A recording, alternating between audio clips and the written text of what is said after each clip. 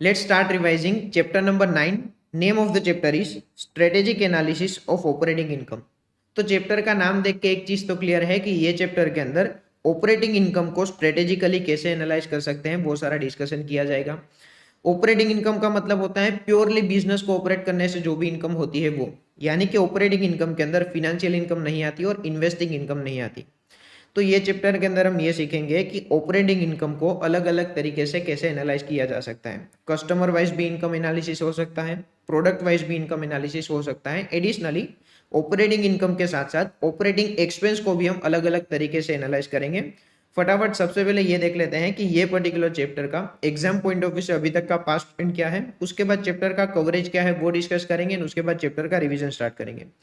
तो देखो ये चैप्टर का अगर पास्ट ट्रेंड एनालाइज करें तो लास्ट अटेम्प्ट में ये चैप्टर में से 20 मार्क्स के क्वेश्चंस आए थे, उससे पहले के 2 अटेम्प्ट में ये चैप्टर में से एक भी मार्क का क्वेश्चन नहीं आया।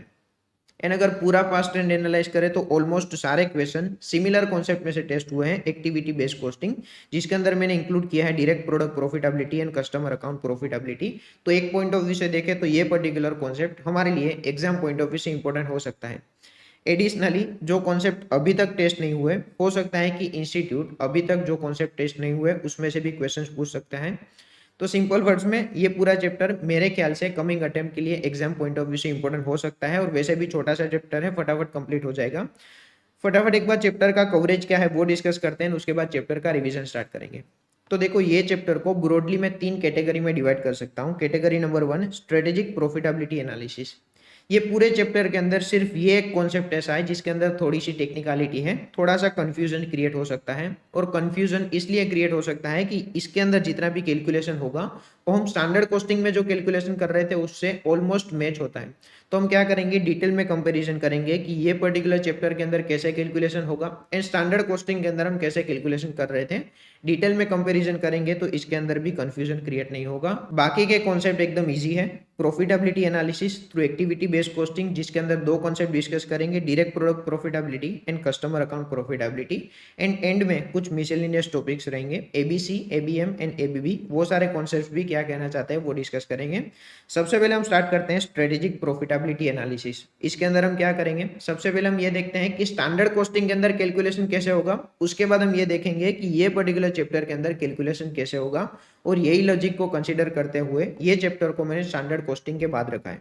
तो देखो यहाँ पे मैंने एक एग्जांपल क्रिएट किया है, आराम से समझना। सबसे पहले हम ये देखेंगे कि स्टैंडर्ड कॉस्टिंग के अंदर कैसे कैलकुलेशन होता है और ये चैप्टर के अंदर कैसे कैलकुलेशन होगा। रॉ मटेरियल कॉस्ट वेरिएंसेस मुझे कैलकुलेट करना है। देखना, बजटेड प्रोडक्शन क्वांटिटी मेरी 4 लाख है और एक्चुअल प्रोडक्शन क्वांटिटी मेरी 4,20,000 है। तो स्टैंडर्ड कॉस्टिंग के अंदर मैं क्या कर रहा था, सबसे पहले मैं ये देख रहा था कि मेरी एक्चुअल प्रोडक्शन क्वांटिटी कितनी है। फिर मैं ये देख रहा था कि जितनी भी एक्चुअल प्रोडक्शन क्वांटिटी है उसके लिए स्टैंडर्ड कॉस्ट कितनी होनी चाहिए। फिर मैं देखता हूँ मेरी एक्चुअल कॉस्ट कितनी है, फिर मैं standard cost and actual cost को कंपेयर करता हूँ एंड वेरिएंस इसका कैलकुलेशन करता हूँ। तो फॉर एग्जाम्पल मैंने बजट बनाया था कि 4 लाख अगर क्वांटिटी का प्रोडक्शन होगा तो 4 लाख क्वांटिटी का प्रोडक्शन करने के लिए मुझे 4 lakh quantity of raw material लगेगा। अभी के लिए एग्जांपल लेते हैं कि 1 यूनिट ऑफ फिनिश गुड्स बनाने के लिए 1 यूनिट ऑफ रॉ मटेरियल लगता है। तो 4 लाख यूनिट बनाने के लिए कहना से 4 lakh quantity of raw material लगेगा। पर क्वांटिटी रेट मेरा है 6 रुपये, यानी कि 24 लाख रुपीज का मेरा खर्चा होगा अगर मैं 4 लाख क्वांटिटी प्रोड्यूस करता हूँ। तो बाद में मैंने देखा कि एक्चुअल में मैंने 4,20,000 क्वांटिटी का प्रोडक्शन किया है। तो स्टैंडर्ड कॉस्टिंग के अंदर मैं क्या करूंगा, बेस्ड ऑन एक्चुअल क्वांटिटी में स्टैंडर्ड रिवाइज करूंगा। तो रिवाइज्ड स्टैंडर्ड क्या होगा, based on actual quantity, based on 4,20,000 quantity. तो 4,20,000 क्वांटिटी प्रोड्यूस करने के लिए मुझे 4,20,000 क्वांटिटी ऑफ रॉ मटेरियल लगेगा। पर क्वांटिटी रेट मेरा है 6 रुपये, यानी कि 25,20,000 रुपीज का मेरा स्टैंडर्ड कॉस्ट होगा। फिर मैंने देखा कि एक्चुअल में 4,20,000 क्वांटिटी प्रोड्यूस करने के लिए कितना खर्चा लगा। तो मुझे पता चला कि आइडियली 4,20,000 क्वांटिटी यूज होनी चाहिए थी, पर एक्चुअल में यूज हुई है 4,30,000 क्वांटिटी। आइडियली 6 रुपये का रेट होना चाहिए था, पर है 7 रुपये का रेट। उस हिसाब से आइडियली 25,20,000 का खर्चा होना चाहिए था, पर एक्चुअल में मेरा खर्चा हुआ है 30,10,000। तो सबसे पहले हम ये समझने की ट्राई करते हैं कि स्टैंडर्ड कॉस्टिंग के अंदर कैलकुलेशन कैसे होगा। तो कहने से रॉ मटेरियल कॉस्ट वेरिएंस क्या मेरा होगा, standard cost minus actual cost. 25,20,000 minus 30,10,000 ये मेरा होगा raw material cost variance. 25,20,000 minus 30,10,000 यानी कि 4,90,000 एडवर्स मेरा रॉ मटेरियल कॉस्ट वेरिएंस होगा। रेट वेरिएंस का हमारा फॉर्मूला क्या था, difference of rate into actual quantity. Standard rate minus actual rate into actual quantity, यानी कि 6 माइनस 7 इंटू 4,30,000। तो रॉ मटेरियल रेट वेरिएंस का फॉर्मूला हमने डिस्कस किया, 6 माइनस 7 इंटू 4,30,000 यानी कि 4,30,000 एडवर्स। एंड वॉल्यूम वेरिएंस यानी कि रॉ मटेरियल यूजेज वेरिएंस का हमारा फॉर्मूला क्या था, difference of quantity into standard rate. 4,20,000 minus 4,30,000 into 6, तो यही सेम चीज मैंने यहाँ पे की है, 4,20,000 माइनस 4,30,000 इंटू 6 यानी कि 60,000 एडवर्स। तो जो मेरा रॉ मटेरियल कॉस्ट वेरिएंस था 4,90,000 एडवर्स, उसको मैंने दो पार्ट में डिवाइड किया। एक होगा रेट वेरिएंस जिसको कहेंगे 4,30,000 एडवर्स, एक होगा यूजेज वेरिएंस जो मेरा है 60,000 एडवर्स। देखो ये सारे फॉर्मूला के लॉजिक्स हम यहाँ पे डिस्कस नहीं कर रहे, यही पर्टिकुलर लॉजिक को ध्यान में रखते हुए ये चैप्टर को मैंने स्टैंडर्ड कॉस्टिंग के बाद रखा है। यानी कि सबसे पहले स्टैंडर्ड कॉस्टिंग के लॉजिक्स क्लियर होना जरूरी है, उसके बाद ही ये पर्टिकुलर कंपैरिजन आपको समझ में आएगा कि स्टैंडर्ड कॉस्टिंग में हम क्या कर रहे थे और ये चैप्टर के अंदर क्या किया जाएगा। तो स्टैंडर्ड कॉस्टिंग के अंदर क्या कर रहे थे वो हमें 100% क्लियर है। अभी ध्यान से देखना, अभी हम ये डिस्कस कर रहे हैं कि ये पर्टिकुलर चैप्टर के अंदर कैलकुलेशन कैसे होगा। सबसे पहले कैलकुलेशन कैसे होगा वो समझते हैं, उसके बाद ये कैलकुलेशन का इंटरप्रिटेशन भी क्या निकल सकता है वो भी डिटेल में डिस्कस करेंगे। तो देखो ध्यान से समझना, स्टैंडर्ड कॉस्टिंग के अंदर हम क्या कर रहे थे, budgeted quantity and actual quantity के डिफरेंस को हम इग्नोर कर रहे थे। हम क्या कर रहे थे कि एक्चुअल क्वांटिटी कितनी है वो बताओ, फिर हम देखते हैं कि एक्चुअल क्वांटिटी की स्टैंडर्ड कॉस्ट कितनी होनी चाहिए और एक्चुअल कॉस्ट कितनी है, फिर standard cost and actual cost को कंपेयर करते हैं, वेरिएंसेस का कैलकुलेशन करते हैं। In other words standard costing के अंदर ये दोनों के डिफरेंस को इग्नोर किया जाता है। पर यह चैप्टर बोलता है कि बजट एंड एक्चुअल क्वांटिटी के डिफरेंस को आप इग्नोर कैसे कर सकते हैं। आपने सोचा था कि आप 4 लाख क्वांटिटी का प्रोडक्शन करेंगे, एक्चुअल में आपने प्रोडक्शन किया 4,20,000 क्वांटिटी का, यानी कि आपने 20,000 क्वांटिटी का प्रोडक्शन एक्स्ट्रा किया, इसका मतलब ये आपका ग्रोथ है। तो आपको ये चीज समझ में नहीं आएगी स्टैंडर्ड कॉस्टिंग के अंदर कि आपका एक्चुअल में ग्रोथ हुआ है। तो ये चैप्टर बोल रहा है कि सबसे पहली चीज आपको क्या करना है, budgeted quantity and actual quantity के डिफरेंस को इग्नोर नहीं करना, क्योंकि वो क्या इंडिकेट करता है कि आपका ग्रोथ हुआ या तो आपका डिग्रोथ हुआ। तो इस एग्जांपल में अगर डिस्कस करें तो budgeted quantity and actual quantity के डिफरेंस को हम कहेंगे ग्रोथ कंपोनेंट। ग्रोथ कंपोनेंट के अंदर एक सिंपल चीज आएगी कि मेरी बजटेड क्वांटिटी कितनी है और एक्चुअल क्वांटिटी कितनी है, ये दोनों का डिफरेंस या तो मेरा ग्रोथ होगा या तो मेरा डिग्रोथ होगा। ये पर्टिकुलर एग्जाम्पल के अंदर मैंने 4 लाख क्वांटिटी सोची थी, एक्चुअल में हुई 4,20,000 क्वांटिटी, यानी कि 20,000 क्वांटिटी एक्स्ट्रा हुई, यानी कि मेरा ग्रोथ हुआ। तो ग्रोथ कंपोनेंट के अंदर क्या आएगा, 24 लाख एंड 25 लाख 20,000, ये दोनों का डिफरेंस आएगा। तो एक चीज क्लियर है, स्टैंडर्ड कॉस्टिंग के अंदर ये दोनों का डिफरेंस इग्नोर किया जाएगा और ये पर्टिकुलर चैप्टर के अंदर ये दोनों के डिफरेंस को हम कहेंगे ग्रोथ कंपोनेंट। अभी ध्यान से देखना, standard cost and actual cost को स्टैंडर्ड कॉस्टिंग के अंदर कैसे रिकंसाइल करते हैं वो हमने डिटेल में डिस्कस किया। सबसे पहले हम कैलकुलेट करते हैं रॉ मटेरियल कॉस्ट वेरिएंस, उसको दो पार्ट में डिवाइड करते हैं, rate variance and usage variance. Rate variance का हमारा फॉर्मूला था difference in rate into actual quantity, usage variance का हमारा फॉर्मूला था difference of quantity into standard rate. तो स्टैंडर्ड कॉस्टिंग के अंदर क्या कर रहे हैं वो हमें 100% क्लियर है। अभी मैं ये डिस्कस कर रहा हूं कि ये पर्टिकुलर चैप्टर के अंदर standard cost and actual cost को कैसे रिकंसाइल किया जाएगा। सबसे पहले कैलकुलेशन समझते हैं, उसके बाद उसका इंटरप्रिटेशन करने की ट्राई करेंगे। तो देखो कैलकुलेशन को सिंप्लीफाई करने के लिए मैं एक चीज कर रहा हूं, मेरी एक्चुअल कॉस्ट कितनी है, कैन आई से 4,30,000 इंटू 7। तो 4,30,000 इंटू 7 को मैं दो कैटेगरी में डिवाइड कर रहा हूँ, 4,20,000 into 7 plus 10,000 into 7। Can I से 4,20,000 इंटू 7 प्लस 10,000 इंटू 7, ये अगर मैं करता हूं तो अल्टीमेटली मुझे क्या मिलेगा, 4,30,000 इंटू 7। अभी हम क्या समझ रहे हैं कि ये पर्टिकुलर चैप्टर के अंदर standard cost and actual cost को कैसे रिकंसाइल किया जाएगा। सबसे पहले कैलकुलेशन पार्ट समझते हैं, उसके बाद उसका इंटरप्रिटेशन करने की ट्राई करेंगे, आराम से समझना। 4,30,000 इंटू 7 को मैंने सिर्फ दो कैटेगरी में डिवाइड किया है, 4,20,000 इंटू 7 प्लस 10,000 इंटू 7, अल्टीमेटली मुझे मिलेगा 4,30,000 इंटू 7। आराम से समझने की ट्राई करना, हमारा अल्टीमेट ऑब्जेक्टिव क्या है, हमारा अल्टीमेट ऑब्जेक्टिव ये है कि 4,20,000 इंटू 6 एंड 4,30,000 इंटू 7, ये दोनों को रिकंसाइल करना है। वापस बोल रहा हूँ, हमारा अल्टीमेट ऑब्जेक्टिव है 4,20,000 इंटू 6 एंड 4,30,000 इंटू 7, ये दोनों को रिकंसाइल करना है। कैलकुलेशन को सिंप्लीफाई करने के लिए मैंने क्या किया, 4,30,000 इंटू 7 को मैंने दो कैटेगरी में डिवाइड किया, 4,20,000 इंटू 7 एंड 10,000 इंटू 7। अभी आराम से समझना, ये दोनों को मैं सबसे पहले रिकंसाइल करूंगा और ये दोनों के रिकंसिलेशन को मैं प्यार से नाम दूंगा प्राइस रिकवरी कंपोनेंट। तो सेकंड कंपोनेंट मेरा बनेगा price recovery component. Growth component के अंदर क्या आएगा वो डिस्कस किया, प्राइस रिकवरी कंपोनेंट के अंदर क्या आएगा, ये दोनों का डिफरेंस एंड अल्टीमेटली बचेगा ये, तो इसको मैं प्यार से कहूंगा प्रोडक्टिविटी कंपोनेंट। अभी इसका इंटरप्रिटेशन समझने की ट्राई करते हैं, पर उससे पहले एक बार कैलकुलेशन को वापस से रिवाइज करते हैं, ध्यान से देखना।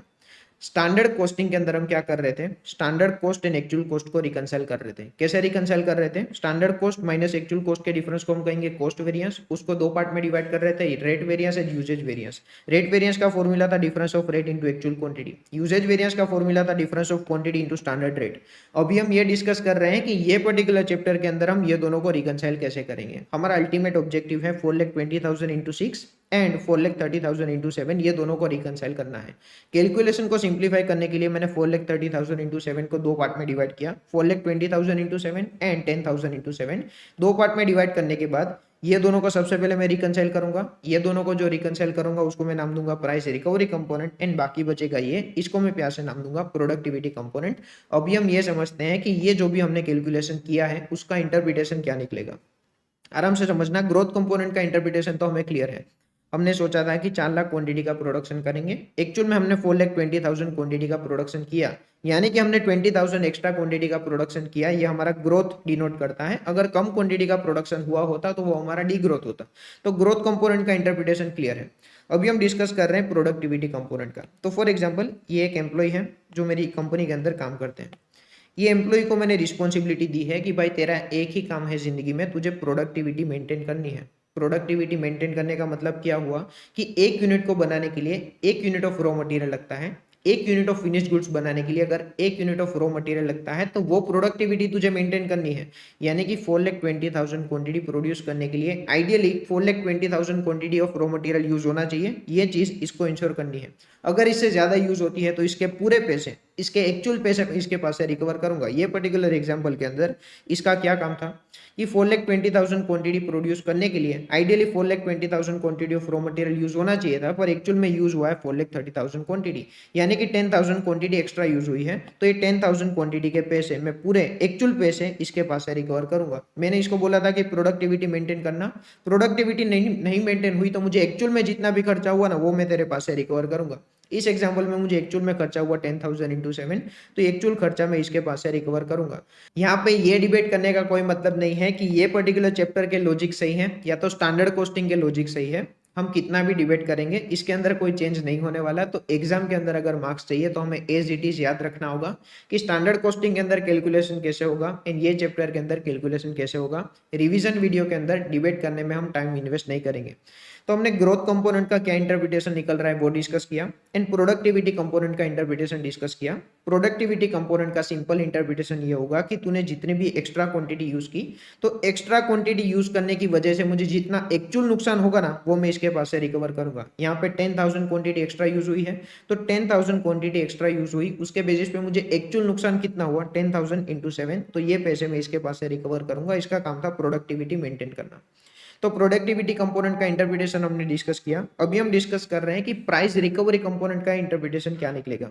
तो देखो मुझे क्या करना है, स्टैंडर्ड क्वांटिटी कितनी लगनी चाहिए 4,20,000। अगर एक्चुअल में 4,20,000 क्वांटिटी ही यूज होती, यानी कि सिर्फ प्राइस की गलती होती, क्वांटिटी की कोई गलती ना होती। यहाँ पे भी 4,20,000 क्वांटिटी है और यहाँ पे भी 4,20,000 क्वांटिटी है। आइडियली 4,20,000 क्वांटिटी यूज होनी चाहिए थी। एक्चुअल में अगर 4,20,000 क्वांटिटी ही यूज होती, यानी कि क्वांटिटी की कोई गलती ना होती, सिर्फ प्राइस की गलती होती, तो मेरा वेरिएंस क्या निकलता, सिर्फ प्राइस की गलती मैं निकाल रहा हूं, इसलिए इसको मैं क्या कहूंगा, प्राइस रिकवरी कंपोनेंट। तो ग्रोथ कंपोनेंट का इंटरप्रिटेशन डिस्कस किया। Budgeted quantity and actual quantity के डिफरेंस को कहेंगे growth component. Growth component standard costing के अंदर बिल्कुल इग्नोर किया जाता है। फिर standard cost and actual cost को स्टैंडर्ड कॉस्टिंग के अंदर कैसे कैलकुलेट कर रहे हैं वो डिस्कस किया। सबसे पहले मटेरियल कॉस्ट वेरिएंस निकलेगा, उसके बाद रेट वेरिएंस निकलेगा जिसका फॉर्मूला है difference of rate into actual quantity, उसके बाद यूजेज वेरिएंस निकलेगा जिसका फॉर्मूला है difference of quantity into standard rate. तो यहाँ तक हम स्टैंडर्ड कॉस्टिंग के अंदर कर रहे थे। ये चैप्टर के अंदर standard cost and actual cost को कैसे रिकंसाइल किया जाएगा। सबसे पहले एक्चुअल कॉस्ट को दो पार्ट में डिवाइड करो, 4,20,000 इंटू 7 एंड 10,000 इंटू 7। उसके बाद ये दोनों का डिफरेंस उसको हम कहेंगे प्राइस रिकवरी कंपोनेंट, और 10,000 इंटू 7 उसको हम कहेंगे प्रोडक्टिविटी कंपोनेंट। अगर इतना क्लियर है तो अभी सारी चीज आसानी से समझ में आ जाएगी। ध्यान से देखना, ये सेम टू सेम एग्जांपल मैंने यहाँ पे लिया है। कॉन्सेप्ट नंबर 1 हमारा है स्ट्रेटेजिक प्रॉफिटेबिलिटी एनालिसिस। प्रॉफिटेबिलिटी को मैं टोटल 3 पार्ट में एनालाइज करूंगा। एक होगा ग्रोथ कंपोनेंट, एक होगा प्राइस रिकवरी कंपोनेंट और एक होगा प्रोडक्टिविटी कंपोनेंट। ये सेम एग्जांपल मैंने यहाँ पे दिया है, ध्यान से देखना। 2017 का कुछ डेटा है एंड 2018 का कुछ डेटा है। 2017 के अंदर मैंने 4 लाख क्वांटिटी का सेलिंग किया था एंड 4 लाख क्वांटिटी का सेलिंग करने के लिए मुझे 4 लाख क्वांटिटी का रॉ मटेरियल लगा था। तो कहने से 1 यूनिट ऑफ फिनिश गुड्स के लिए मुझे 1 यूनिट ऑफ रॉ मटेरियल लगता है। तो ये 2017 का डेटा है। 2018 के अंदर मैंने 4,20,000 क्वांटिटी का सेलिंग किया। आइडियली 4,20,000 क्वांटिटी का सेलिंग करने के लिए 4,20,000 क्वांटिटी का रॉ मटेरियल लगना चाहिए था, पर एक्चुअल में मुझे लगा है 4,30,000 क्वांटिटी का। तो अभी के लिए मैं इसको नाम दे देता हूँ बजट, और अभी के लिए मैं इसको नाम दे देता हूँ एक्चुअल। तो स्टैंडर्ड कॉस्टिंग के अंदर मैं क्या कर रहा था, बेस्ड ऑन एक्चुअल क्वांटिटी मैं स्टैंडर्ड रिवाइज कर रहा था, यानी कि बेस्ड ऑन 4,20,000 क्वांटिटी मैं स्टैंडर्ड रिवाइज कर रहा था। तो सेम चीज मैंने यहाँ पे की है। ये है मेरा बजट, ये है मेरा एक्चुअल। ये दोनों को मैंने एज इट इज रखा है। ये बजट के नंबर्स मैंने यहाँ पे रखे हैं और एक्चुअल के नंबर्स मैंने यहाँ पे रखे हैं। इसको मैंने कोई चेंज नहीं किया। यहाँ पे मैंने क्या किया है, बजट को रिवाइज किया है based on actual quantity, based on 4,20,000 quantity जो मेरी एक्चुअल क्वांटिटी है, मैंने बजट को रिवाइज किया है। तो इसको मैं नाम दे देता हूँ रिवाइज बजट। तो ये मेरा बजट है, ये मेरा रिवाइज बजट है और ये मेरा एक्चुअल रिजल्ट है। तो स्टैंडर्ड कॉस्टिंग के अंदर मैं क्या कर रहा था, ये दोनों के डिफरेंस को मैं इग्नोर कर रहा था। पर कहना है ये चैप्टर के अंदर बजट एंड रिवाइज बजट, यानी कि 4 लाख क्वांटिटी एंड 4,20,000 क्वांटिटी, ये दोनों के डिफरेंस को मैं प्यार से कहूंगा ग्रोथ कंपोनेंट। तो सेल्स के अंदर मेरा ग्रोथ कंपोनेंट क्या होगा, कहना है ये दोनों का डिफरेंस मेरा सेल्स का ग्रोथ कंपोनेंट होगा। एंड रॉ मटेरियल कॉस्ट के अंदर मेरा ग्रोथ कंपोनेंट क्या होगा, ये दोनों का डिफरेंस मेरा रॉ मटेरियल कॉस्ट के अंदर ग्रोथ कंपोनेंट होगा। सबसे पहले कंप्लीट करते हैं सेल्स के अंदर। तो सेल्स के अंदर मेरा ग्रोथ कंपोनेंट क्या होगा, 40 लाख का सेल्स सोचा था, एक्चुअल में हुआ 42 लाख का सेल्स, यानी कि 2 लाख का सेल्स ज्यादा हुआ। ये दोनों के डिफरेंस को मैं कहूंगा ग्रोथ कंपोनेंट। तो रेवेन्यू के अंदर 2 लाख रुपए फेवरेबल मेरा ग्रोथ कंपोनेंट आया। रॉ मटेरियल कॉस्ट के अंदर मेरा ग्रोथ कंपोनेंट क्या आएगा, 24 लाख रुपीस का खर्चा सोचा था, एक्चुअल में हुआ 25,20,000। तो 1,20,000 मेरा रॉ मटेरियल के केस में ग्रोथ कंपोनेंट आएगा। सेम चीज हमने यहाँ पे डिस्कस की थी, 24 लाख एंड 25,20,000, ये दोनों के डिफरेंस को मैं प्यार से कहूंगा ग्रोथ कंपोनेंट, जो चीज स्टैंडर्ड कॉस्टिंग के अंदर इग्नोर की जाती है। Original budget and revise budget, ये दोनों के डिफरेंस को मैं प्यार से कहूंगा ग्रोथ कंपोनेंट, ये पर्टिकुलर चैप्टर के अंदर। पर स्टैंडर्ड कॉस्टिंग के अंदर original budget and revise budget के डिफरेंस को इग्नोर किया जाता है। तो ग्रोथ कंपोनेंट का कैलकुलेशन कैसे होगा वो हमने डिस्कस किया। अभी फॉर्मूला आप एक बार देखेंगे तो समझ में आ जाएगा। फॉर्मूला डेवलप करना कोई बड़ी बात नहीं है, फॉर्मूला के लॉजिक्स डिस्कस करना वो बड़ी बात है। तो फॉर्मूला के लॉजिक्स हमने डिस्कस कर लिए। Original budget and revise budget के डिफरेंस को हम प्यार से कहेंगे ग्रोथ कंपोनेंट। अभी हम डिस्कस कर रहे हैं प्रोडक्टिविटी कंपोनेंट। एक चीज एकदम ध्यान से आराम से समझने की ट्राई करना, प्रोडक्टिविटी कंपोनेंट ऑलवेज कॉस्ट के लिए आएगा, सेल्स के लिए कभी भी प्रोडक्टिविटी कंपोनेंट नहीं आता। याद करो प्रोडक्टिविटी कंपोनेंट का हमने लॉजिक क्या डिस्कस किया। प्रोडक्टिविटी कंपोनेंट का लॉजिक हमने ये डिस्कस किया कि इसकी रिस्पॉन्सिबिलिटी है प्रोडक्टिविटी मेंटेन करना। यानी कि अगर मैंने 4,20,000 क्वांटिटी का सेलिंग किया है, तो 4,20,000 क्वांटिटी को प्रोड्यूस करने के लिए 4,20,000 quantity of raw material use होना चाहिए था। अगर ज्यादा रॉ मटेरियल यूज हुआ तो इसके पैसे मैं इसके पास से रिकवर करूंगा। यानी कि सबसे पहले मैं देखूंगा कितनी क्वांटिटी का सेलिंग हुआ, फिर मैं ये देखूंगा कि जितनी क्वांटिटी का सेलिंग हुआ उतनी क्वांटिटी प्रोड्यूस करने के लिए कितना रॉ मटेरियल लगना चाहिए था। यानी कि 4,20,000 क्वांटिटी प्रोड्यूस करने के लिए 4,20,000 quantity of raw material use होना चाहिए था, पर एक्चुअल में यूज हुआ है 4,30,000 क्वांटिटी, यानी कि 10,000 क्वांटिटी एक्स्ट्रा यूज हुई है। तो ये चीज कभी भी सेल्स के अंदर नहीं आती। प्रोडक्टिविटी कंपोनेंट कभी भी सेल्स के अंदर नहीं आता। प्रोडक्टिविटी कंपोनेंट सिर्फ कॉस्ट के अंदर आता है कि आइडियली कितना रॉ मटेरियल यूज होना चाहिए था और एक्चुअल में कितना रॉ मटेरियल यूज हुआ है। जितना भी एक्स्ट्रा मटेरियल यूज हुआ होगा वो प्रोडक्टिविटी कंपोनेंट में आएगा। तो हमने कंक्लूजन ये निकाला कि प्रोडक्टिविटी कंपोनेंट कभी भी सेल्स के अंदर नहीं आता। इस एग्जाम्पल के अंदर प्रोडक्टिविटी कंपोनेंट कॉस्ट के अंदर क्या आएगा, तो कहना है 4,30,000 क्वांटिटी इंटू 7, ये मेरा एक्चुअल कॉस्ट है। आइडियली 4,20,000 क्वांटिटी सेल करने के लिए 4,20,000 quantity of raw material use होना चाहिए था। वापस बोल रहा हूँ, हमने डिसाइड किया है कि 1 यूनिट ऑफ फिनिश गुड्स बनाने के लिए 1 यूनिट ऑफ रॉ मटेरियल लगता है। तो एक्चुअल में 4,20,000 क्वांटिटी का सेलिंग करने के लिए ideally 4,20,000 quantity of raw material लगना चाहिए था, पर एक्चुअल में लगा है 4,30,000 इंटू 7, यानी कि 10,000 एक्स्ट्रा यूज हुआ है। तो प्रोडक्टिविटी कंपोनेंट के अंदर 10,000 इंटू 7, 10,000 की एक्चुअल कॉस्ट कितनी होगी 70,000, तो वो मैं प्रोडक्टिविटी कंपोनेंट के अंदर इंक्लूड करूंगा। जैसा कि हमने प्रीवियस एग्जांपल के अंदर डिस्कस किया, 4,30,000 इंटू 7 को मैं दो कैटेगरी में डिवाइड करूंगा, 4,20,000 इंटू 7 प्लस 10,000 इंटू 7। तो ये 10,000 इंटू 7 मेरा क्या बनेगा, प्रोडक्टिविटी कंपोनेंट बनेगा। 4,20,000 क्वांटिटी को सेल करने के लिए ideally 4,20,000 quantity of raw material use होना चाहिए था, पर एक्चुअल में यूज हुआ है 4,30,000 क्वांटिटी, यानी कि 10,000 क्वांटिटी का रॉ मटेरियल एक्स्ट्रा यूज हुआ है। ये 10,000 के लिए जितनी भी एक्स्ट्रा कॉस्ट होगी वो बनेगा मेरा प्रोडक्टिविटी कंपोनेंट। अभी हम डिस्कस कर रहे हैं प्राइस रिकवरी कंपोनेंट। तो प्राइस रिकवरी कंपोनेंट सेल्स के अंदर भी आएगा एंड कॉस्ट के अंदर भी आएगा। प्राइस रिकवरी कंपोनेंट के अंदर क्या होगा, क्वांटिटी सेम होगी, सिर्फ प्राइस की गलती होगी। तो यहाँ पे भी क्वांटिटी सेम है 4,20,000 और यहाँ पे भी है 4,20,000, सिर्फ प्राइस की गलती है, यहाँ पे है 10 और यहाँ पे 11। तो प्राइस रिकवरी का कंपोनेंट के अंदर क्या होगा, क्वांटिटी सेम होगी, क्वांटिटी की कोई गलती नहीं होगी, सिर्फ प्राइस की गलती होगी। तो रेवेन्यू के केस में प्रोडक्ट प्राइस रिकवरी कंपोनेंट क्या आएगा, 11 माइनस 10 इंटू 4,20,000, यानी कि 4,20,000 फेवरेबल।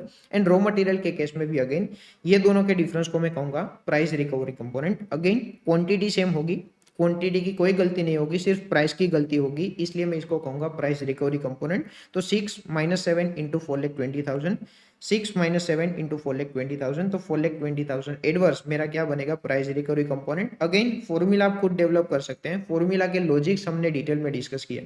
वापस से एक बार सारी चीज समराइज कर रहा हूँ, ध्यान से देखना। स्टैंडर्ड कॉस्टिंग के अंदर बजट एंड रिवाइज बजट, ये दोनों के डिफरेंस को इग्नोर किया जाता है, पर ये चैप्टर के अंदर ये दोनों के डिफरेंस को इग्नोर नहीं किया जाता। ये दोनों के डिफरेंस को ये चैप्टर के अंदर प्यार से कहा जाता है ग्रोथ कंपोनेंट। फिर हमने देखा कि रिवाइज बजट एंड एक्चुअल को स्टैंडर्ड कॉस्टिंग के अंदर हम कैसे रिकंसाइल करते हैं। हम सिंपल ये देखते हैं कि कितनी कॉस्ट लगनी चाहिए और कितनी कॉस्ट लगी है, ये दोनों के डिफरेंस को हम कहेंगे कॉस्ट वेरिएंस। फिर हम कैलकुलेट करते हैं rate variance and usage variance. Rate variance का फॉर्मूला है difference of rate into actual quantity, usage variance का फॉर्मूला है difference of quantity into standard rate. फिर हमने देखा कि ये पर्टिकुलर चैप्टर के अंदर रिवाइज बजट एंड एक्चुअल को कैसे रिकंसाइल किया जाएगा। तो एक होगा प्रोडक्टिविटी कंपोनेंट, एक होगा price recovery component. Productivity component हमने डिस्कस किया कि ऑलवेज कॉस्ट के लिए होगा, सेल्स के लिए कभी भी प्रोडक्टिविटी कंपोनेंट नहीं होता। प्राइस रिकवरी कंपोनेंट का लॉजिक हमने डिस्कस किया कि सिर्फ प्राइस की गलती होगी, क्वांटिटी की कोई गलती नहीं होगी। यहाँ पे भी 4,20,000 क्वांटिटी है और यहाँ पे भी 4,20,000 क्वांटिटी है, सिर्फ प्राइस की गलती होगी, क्वांटिटी की कोई गलती नहीं होगी, इसलिए इसको हम कहेंगे price recovery component. And productivity component का लॉजिक भी हमने डिस्कस किया, कितनी क्वांटिटी यूज होनी चाहिए थी और एक्चुअल में कितनी क्वांटिटी यूज हुई है। 4,20,000 क्वांटिटी को सेल करने के लिए 4,20,000 quantity of raw material use होना चाहिए था, एक्चुअल में यूज हुआ है 4,30,000 क्वांटिटी, यानी कि 10,000 क्वांटिटी का रॉ मटेरियल एक्स्ट्रा यूज हुआ, उसकी जितनी भी एक्चुअल कॉस्ट होगी उसको हम कहेंगे प्रोडक्टिविटी कंपोनेंट। तो यहाँ पे growth component, price recovery component and productivity component का डिस्कशन कंप्लीट हुआ। एडिशनली मैं ग्रोथ कंपोनेंट को फर्दर दो पार्ट में एनालाइज कर सकता हूँ, एक होगा मार्केट साइज वेरिएंस एंड एक होगा मार्केट शेयर वेरिएंस। यानी कि मैंने सोचा था कि मैं टोटल 4 लाख क्वांटिटी का सेलिंग करूंगा, एक्चुअल में मैंने 4,20,000 क्वांटिटी का सेलिंग किया, यानी कि मैंने 20,000 क्वांटिटी का एक्स्ट्रा सेलिंग किया। अभी मुझे ये देखना है कि ये जो 20,000 क्वांटिटी का एक्स्ट्रा सेलिंग हुआ वो किसकी वजह से हुआ, मार्केट साइज की वजह से हुआ या तो मार्केट शेयर की वजह से हुआ। तो market size and market share variance का कॉन्सेप्ट हमने डिटेल में डिस्कस किया है स्टैंडर्ड कॉस्टिंग के अंदर। अगर आपको चाहिए तो टाइम स्टैम्प देख के वो पर्टिकुलर कॉन्सेप्ट आप रिवाइज कर सकते हैं, उसके बाद आपको इजीली समझ में आ जाएगा कि ग्रोथ कंपोनेंट को फर्दर दो पार्ट में कैसे एनालाइज कर सकते हैं, market size variance and market share variance.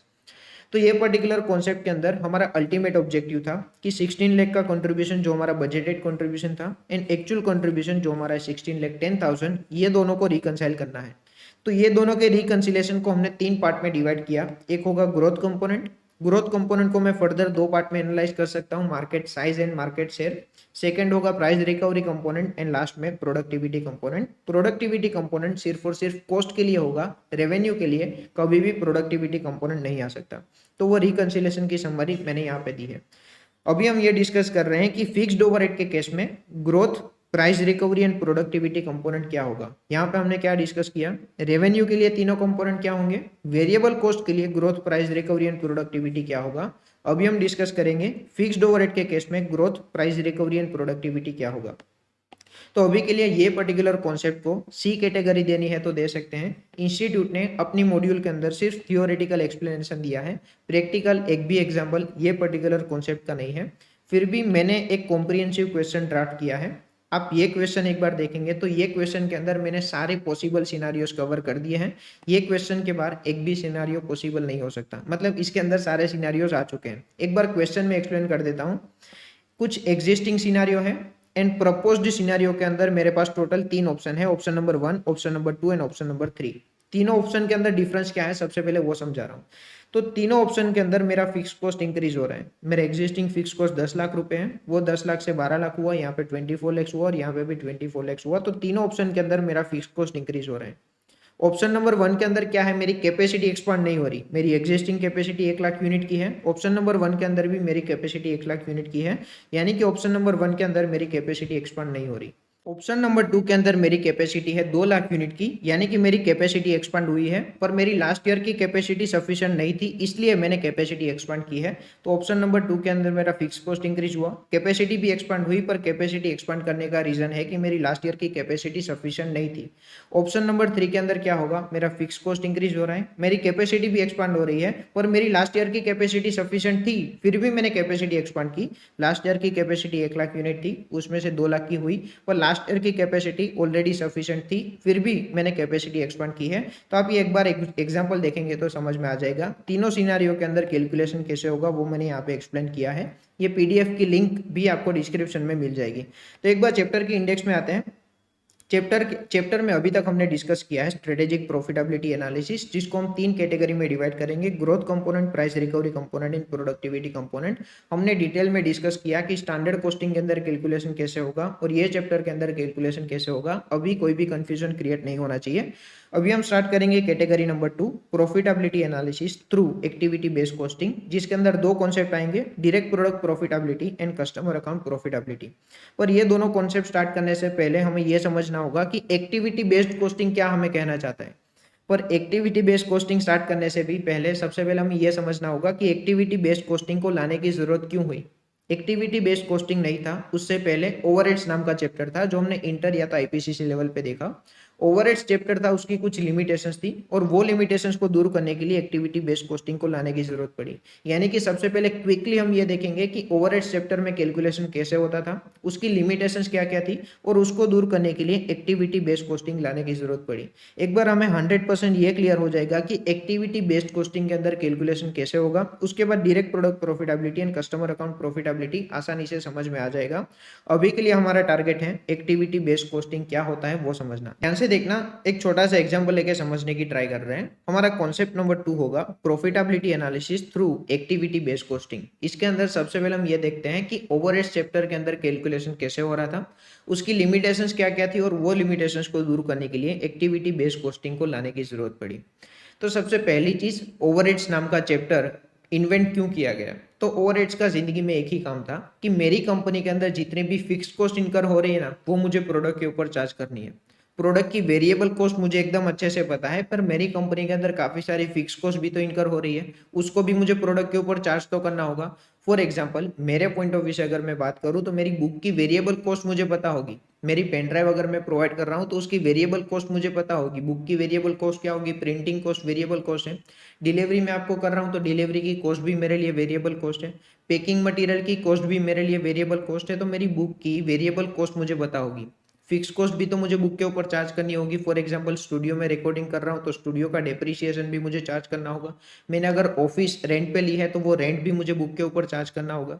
तो ओवरहेड्स नाम का चैप्टर एक ही चीज के लिए इन्वेंट किया गया कि आपकी कंपनी के अंदर जितने भी फिक्स कॉस्ट इनकर हो रही है ना, वो प्रोडक्ट के ऊपर चार्ज करनी होगी।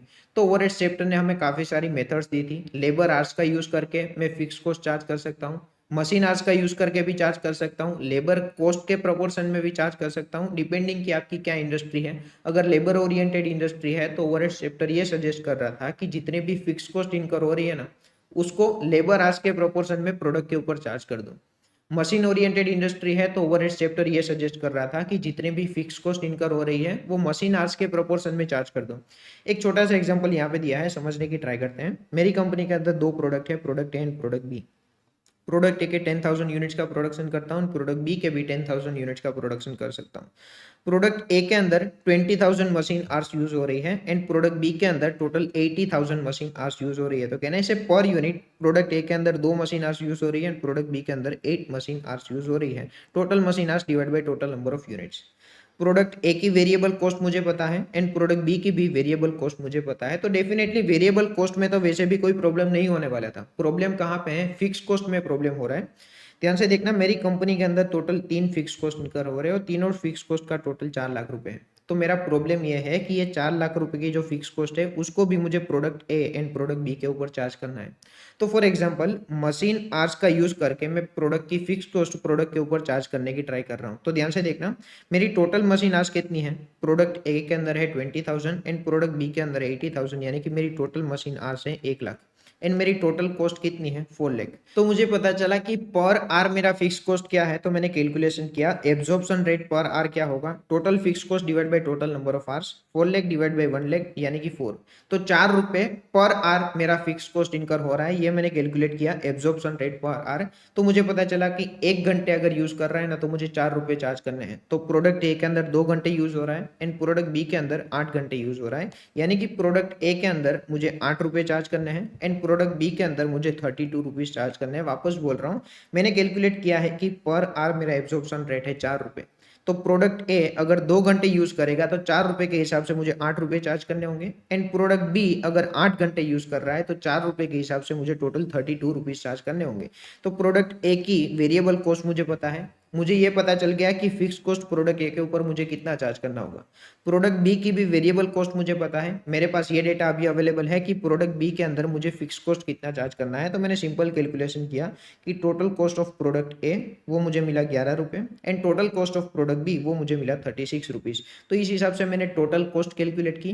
टोटल कॉस्ट के अंदर मैंने मेरा प्रॉफिट मार्जिन ऐड किया तो मुझे पता चला कि प्रोडक्ट ए की सेलिंग प्राइस रखते हैं 15 रुपीज एंड प्रोडक्ट बी की सेलिंग प्राइस फॉर एग्जाम्पल रख लेते हैं 40 रुपीज। तो इस हिसाब से 15 रुपीज एंड 40 रुपीज की सेलिंग प्राइस रख दी और मैंने प्रोडक्ट का सेलिंग चालू कर दिया। प्रोडक्ट ए को मैं 15 रुपीज में बेच रहा हूँ एंड प्रोडक्ट बी को मैं 40 रुपीज के अंदर बेच रहा हूँ। बाद में जब ईयर एंड हुआ तो मुझे पता चला कि प्रोडक्ट ए अगर मैं 15 रुपीज में बेच रहा हूँ ना तो मैंने जितनी बजटेड क्वांटिटी सोची थी ना उससे 10 गुना क्वांटिटी का ज्यादा सेलिंग हुआ। प्रोडक्ट ए के अंदर मैंने सोचा था कि मैं टोटल 1 लाख क्वांटिटी का सेलिंग करूंगा, बल्कि मेरा एक्चुअल सेल्स 1 लाख क्वांटिटी का नहीं 10 गुना ज्यादा हुआ था। प्रोडक्ट ए के अंदर मेरा सेलिंग 10 लाख क्वांटिटी का हुआ था एंड प्रोडक्ट बी के अंदर भी मैंने सोचा था कि 1 लाख क्वांटिटी का सेल करूंगा, पर एक भी क्वांटिटी का सेल नहीं हुआ। इतना बड़ा डिफरेंस क्यों? तो मैंने रीजन फाइंड करने की ट्राई की तो मुझे पता चला कि एक्चुअल में प्रोडक्ट ए की प्राइस मेरी है 15 रुपीज। बाकी सारे कॉम्पिटिटर्स का डेटा एनालाइज किया तो मुझे पता चला कि मेरे सारे के सारे कॉम्पिटिटर्स की सेलिंग प्राइस अराउंड है 28 टू 30 रुपीज, पर मैं 15 रुपीज में बेच रहा हूँ। तो डेफिनेटली मेरा सेल्स 10 गुना ज्यादा होना ही था, क्योंकि सिमिलर प्रोडक्ट मेरा कॉम्पिटिटर्स 28 टू 30 रुपीज में बेच रहे हैं और मैं खुद 15 रुपीज में बेच रहा हूँ, तो मेरा सेलिंग तो ज्यादा होना ही था। प्रोडक्ट बी का डेटा मैंने एनालाइज किया तो मुझे पता चला कि मेरी सेलिंग प्राइस है 40 रुपीज और मेरे बाकी सारे कॉम्पिटिटर्स की सेलिंग प्राइस का डेटा एनालाइज किया तो मुझे पता चला कि बाकी सारे कॉम्पिटिटर्स अराउंड 25 रुपीज में बेच रहे हैं। तो सारे कॉम्पिटिटर्स 25 में बेच रहे हैं, मैं खुद 40 रुपीज में बेचूंगा, तो डेफिनेटली प्रोडक्ट बी का तो कुछ सेलिंग नहीं होगा। सवाल मेरा ये आया कि बाकी सारे कॉम्पिटिटर्स 25 में कैसे बेच रहे हैं। मेरे प्रोडक्ट की टोटल कॉस्ट 36 की है और मेरे सारे कॉम्पिटिटर्स यही प्रोडक्ट को 25 रुपीज में बेच रहे हैं। तो ये 25 रुपीज के अंदर उसका कॉस्ट भी इंक्लूडेड है और यही 25 रुपीज के अंदर उसका प्रॉफिट भी इंक्लूडेड है और मेरी सिर्फ कॉस्ट 36 रुपीज की है। तो यही पर्टिकुलर प्रॉब्लम को दूर करने के लिए एक्टिविटी बेस्ड कॉस्टिंग को इंट्रोड्यूस करने की जरूरत पड़ी। वापस से क्विकली रिवाइज करते हैं।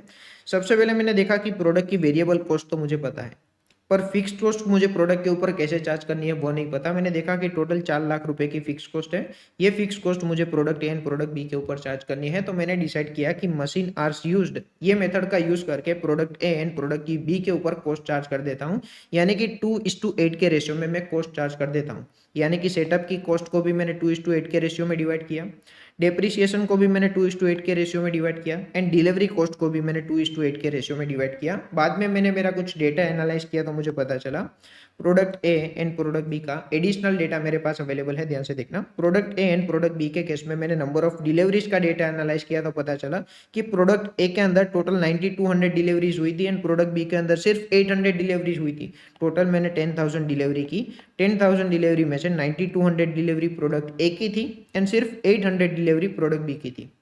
फिर मैंने डेटा देखा तो पता चला प्रोडक्ट ए के केस में मेरे नंबर ऑफ सेटअप थे 900 एंड प्रोडक्ट बी के नंबर ऑफ सेटअप थे टोटल 100, यानी कि टोटल मैंने 1000 सेटअप किए। ये 1000 सेटअप में से 900 सेटअप प्रोडक्ट ए के थे एंड 100 सेटअप प्रोडक्ट बी के थे। वापस बोल रहा हूँ, यहाँ पर मैंने डिलीवरी कॉस्ट जो 1 लाख रुपए की है उसको कौन से प्रोपोर्शन में डिवाइड किया, कैन आई से 2:8। बाद में मैंने मेरा डेटा देखा तो मुझे पता चला कि प्रोडक्ट ए की डिलीवरी थी 9200 एंड प्रोडक्ट बी की डिलीवरी थी सिर्फ 800।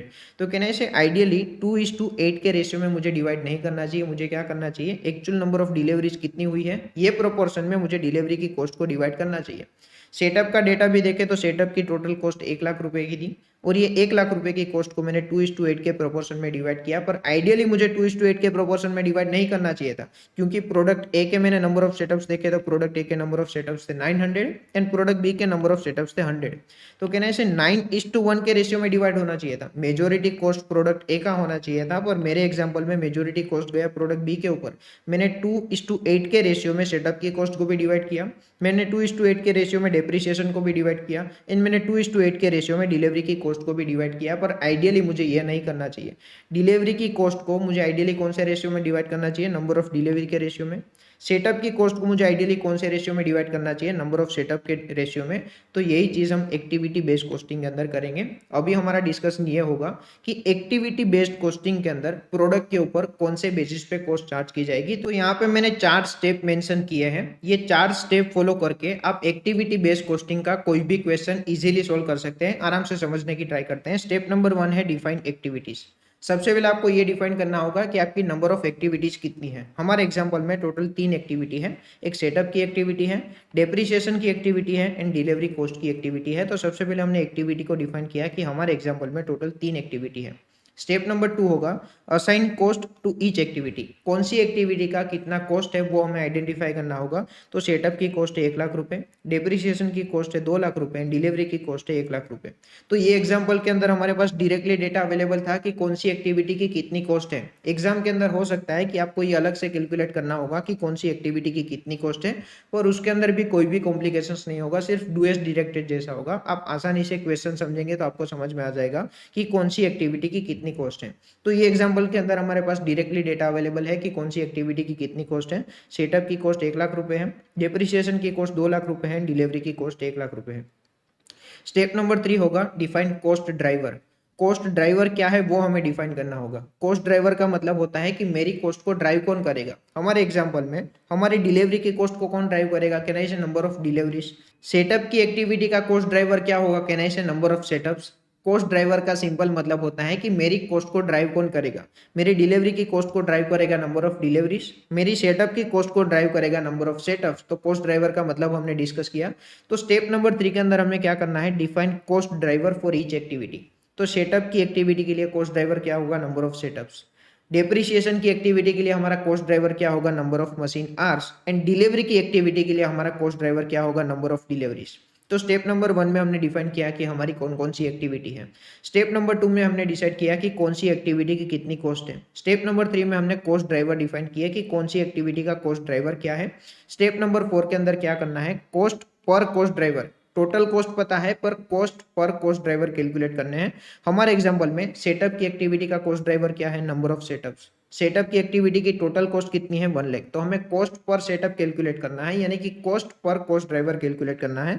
तो हमें पता चला product A and product B दोनों का मिला के टोटल 1000 सेटअप्स हो रहे हैं। तो मेरा कहना है मेरा कॉस्ट पर सेटअप क्या होगा, टोटल कॉस्ट 1,00,000 रुपए है, मेरे टोटल 1000 सेटअप है, यानी कि मेरा कॉस्ट पर सेटअप होगा 100 रुपीज। सिमिलरली डेप्रिसिएशन के अंदर हमारा कॉस्ट ड्राइवर है मशीन आवर्स। तो कॉस्ट पर मशीन आवर मुझे कैलकुलेट करना है। मेरा टोटल कॉस्ट 2,00,000 रुपए है, मेरी total number of machine hours 1,00,000 है।